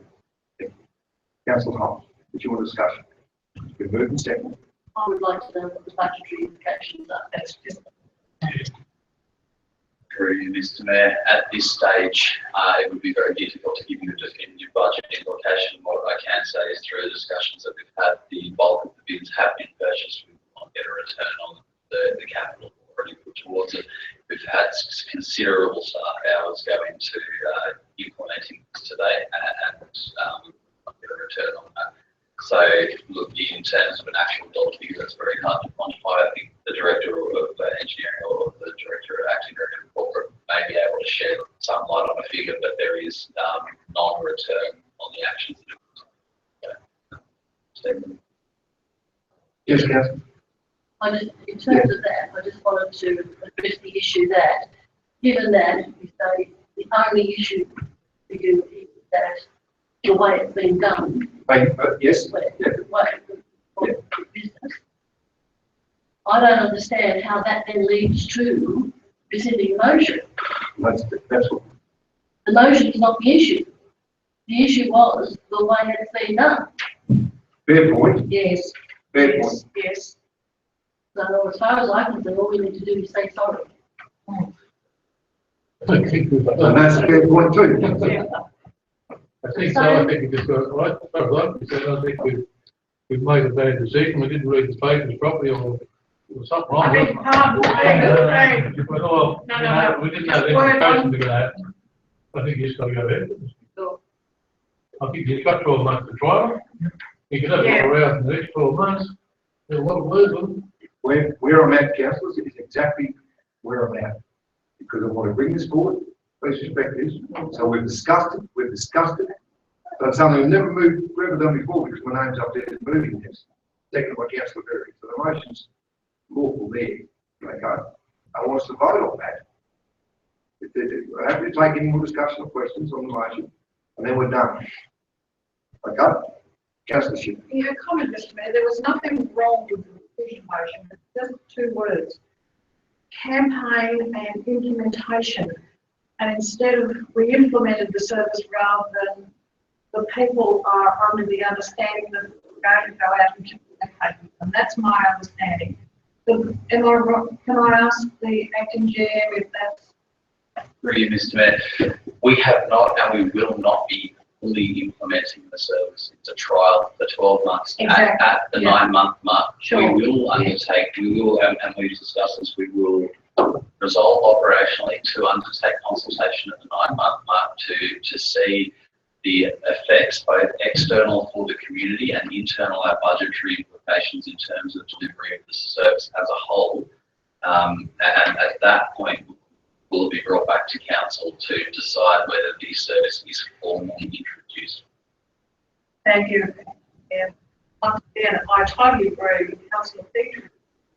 We should write a letter saying we always intended to give a trial run to this garbage collection. That's not wrong. That's what the council as a whole intended to do.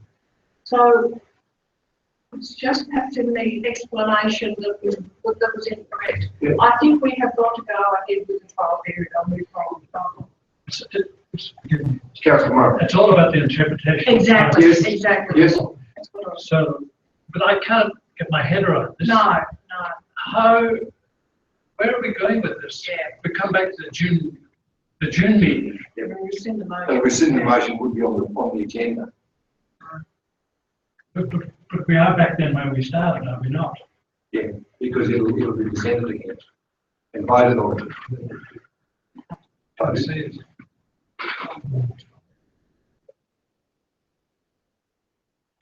That's all. Council, is there any more discussion, comment, questions before I put this? It is a motion there.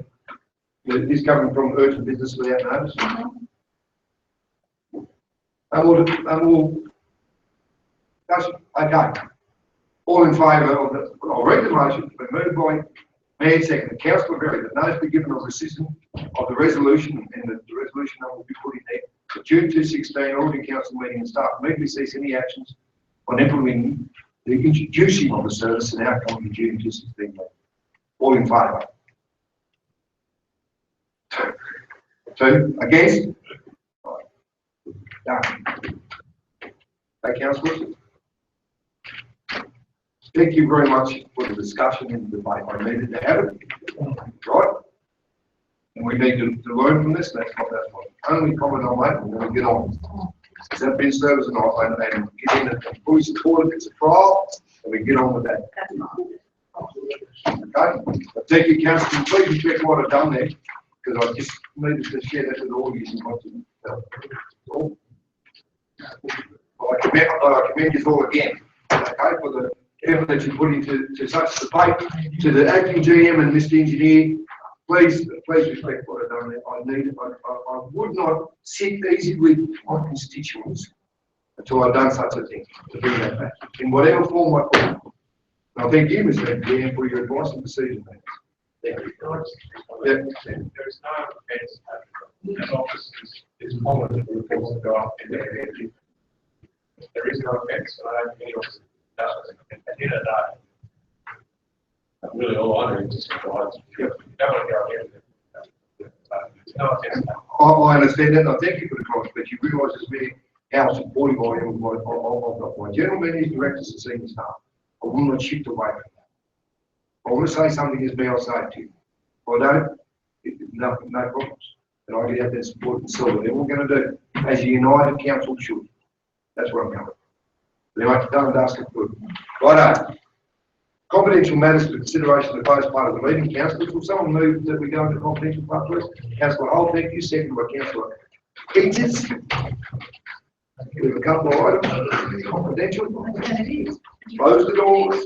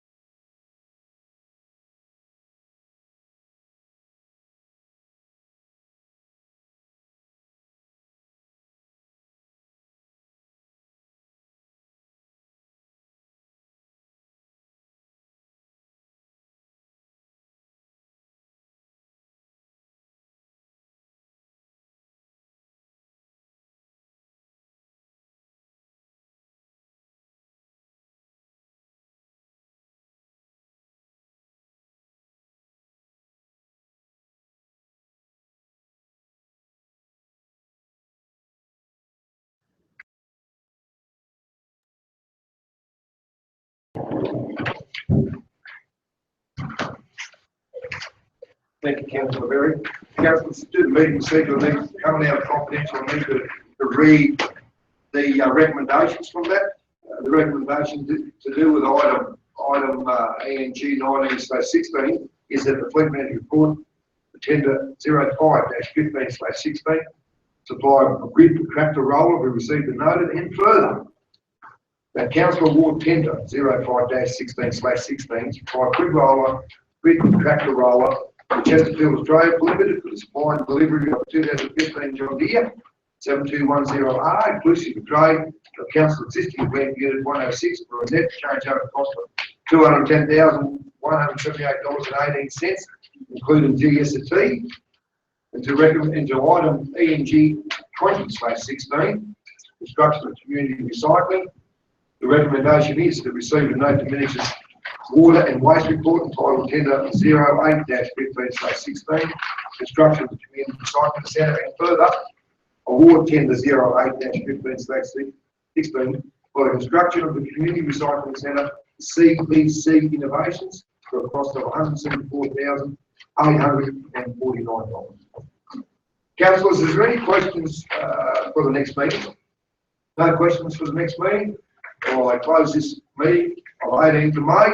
I thank you all very much for your attendance and spirit meeting, and the meeting is ended in peace and harmony. I thank you all.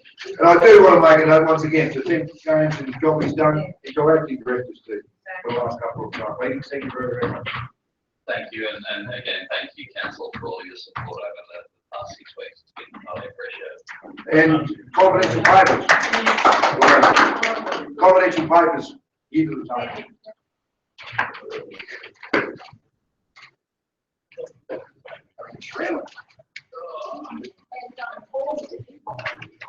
Oh, you're expense forms. No form, no pay. Yeah, no money.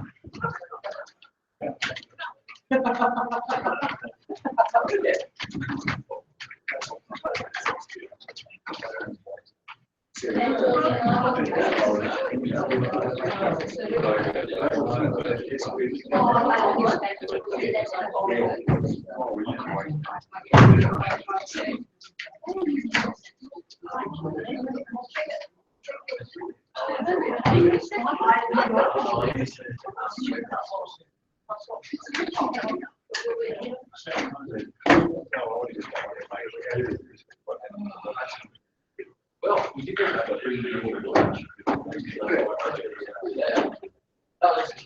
Yeah, well,